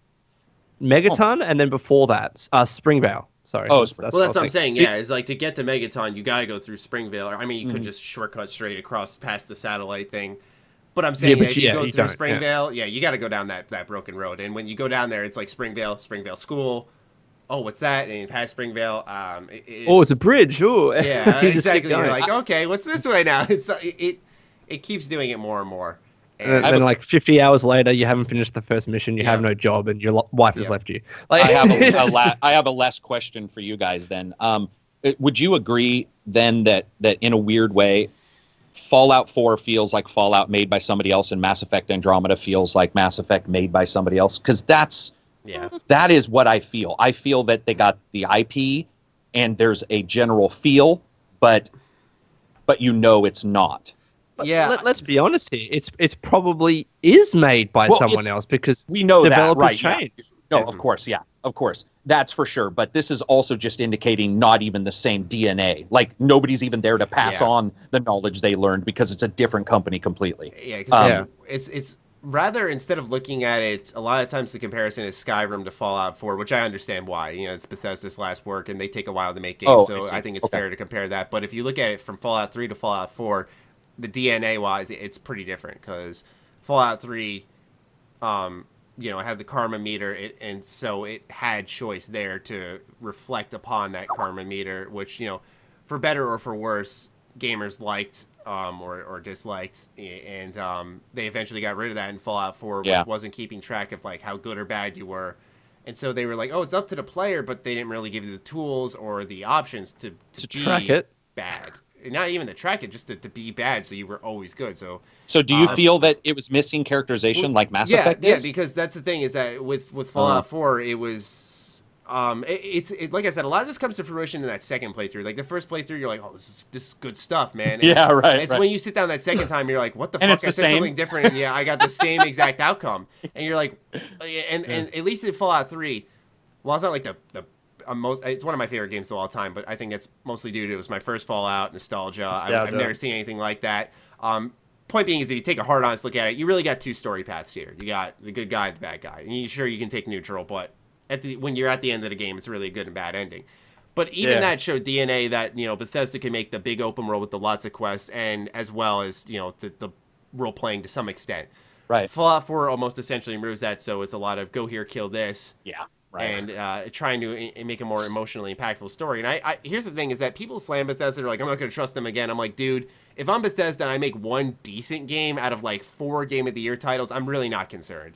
Yeah, exactly. That's the thing. Is like, if their next game isn't that good, I've said this to people so many times, if their next game isn't that good, then I'll be concerned. Yeah. But right now, okay, I get if you're disappointed with Fallout 4. Really wasn't the worst thing in the world. But, it's if they continue that trend again, it's like, okay, let's take an honest look at this. What's going on here? Because that makes sense. Like I said, Fallout 3 was often a lot of the time interaction with the universe, interaction with the characters, and not too much focus on the shooting. And maybe that's because the gunplay wasn't that good. For Fallout 4, they're like, hey, our gunplay's good. Let's push that a little bit more. So you'd have more quests where you just kill things. Right. But yeah, I've always said that one of the keys to a good RPG, I feel, is just let you solve your problems with your words. You know? And if you get that option, then that's a good element to role-playing in general. But that's about all the time we have for this episode. 2 hours, 17 minutes, 49 seconds as I'm speaking. Nice, I got to cut down the rants. Sorry. I think I talked for like 5 minutes on why I hate Mass Effect's patch, so I think I got to as well. But this is a great show, man. Wow. Yeah, it was a blast. I like talking about, like, even though it sounds negative, but once we get past that and start talking about like what developers are can learn, the fact is that Horizon, we like the open world because they learned. Yeah. I mean, so it's awesome in that way. I also want to say I'm going to be covering Surge. I got an interview with Monday. I'll release the interview. Yeah, it's coming out May 17th, and then I'll do a preview on this on Monday of the Surge, which is like Dark Souls futuristic. Yeah, and I'm not allowed to say much other than an overview, and I can just say I've only played it a couple hours, but motherfucker, that's fun. Really? Oh my god! Like I was playing it. People who made not Technomancer, but Lords of the Fallen. Was it? Yeah, yeah. I was gonna say. But, well, in some of them. But it's a German developer that hired some people from America. That's who I'm talking to, actually. I'm going to have to look into that. I might want to try reviewing that because I love Neo. I love Dark Souls, Bloodborne. So, and if you like Neo, do you like the speed? I always use the low stance. Because, dude, I'm telling you, the moment you play Surge, within 5 minutes, you're like, whoa, I'm fast. It's awesome. It feels... they've changed like high and low attacks, so instead it's vertical and horizontal. Yep, and so you have you have to like watch for openings against bosses and awesome stuff. Fuck, it's fun. At least for the 2 hours I've played. And not to hold you any longer, is it a $60 game though? It's not Spiderweb, which is what I keep calling the B company. I can't remember. Bound by Flame. Bound by Flame. Sorry, I hated that game. I'm sorry. Oh, so did I. So did I. Oh my god, I tore into that one. They made me feel so bad too because they were like, "Please link us to your review when it's up." I rip into this game. I'm like, "Here's my review," and they're like, They're like, "We see you didn't like the game. We're sorry." I'm like, "Oh fuck." I'm kind of sorry, but $59.99, $60. And looking at it, I can only say that what I've seen and what they told me and what looks like a bunch of Polygon and a bunch of people just are crowing about it today, actually. It's supposed to be pretty long and like have a good amount of gameplay. But so Monday that'll be out. Cool. All right. Well, thank you, Karak, for joining us. Thank you, Lone, for getting up. That was a blast. You're welcome. Yeah, we appreciate that. We're gonna make some eggs. Yeah, I was about to say, you go eat, man. And thank you guys for those who listened this long, 2 hours, 20 minutes now. Be sure to fire a tweet our way. We'd like to thank you for your time. Yes, for sure. It's always awesome when you guys stay tuned for all of our blabbering the full way. And thanks for giving up your life. Next week. Yeah. Peace out. Peace out.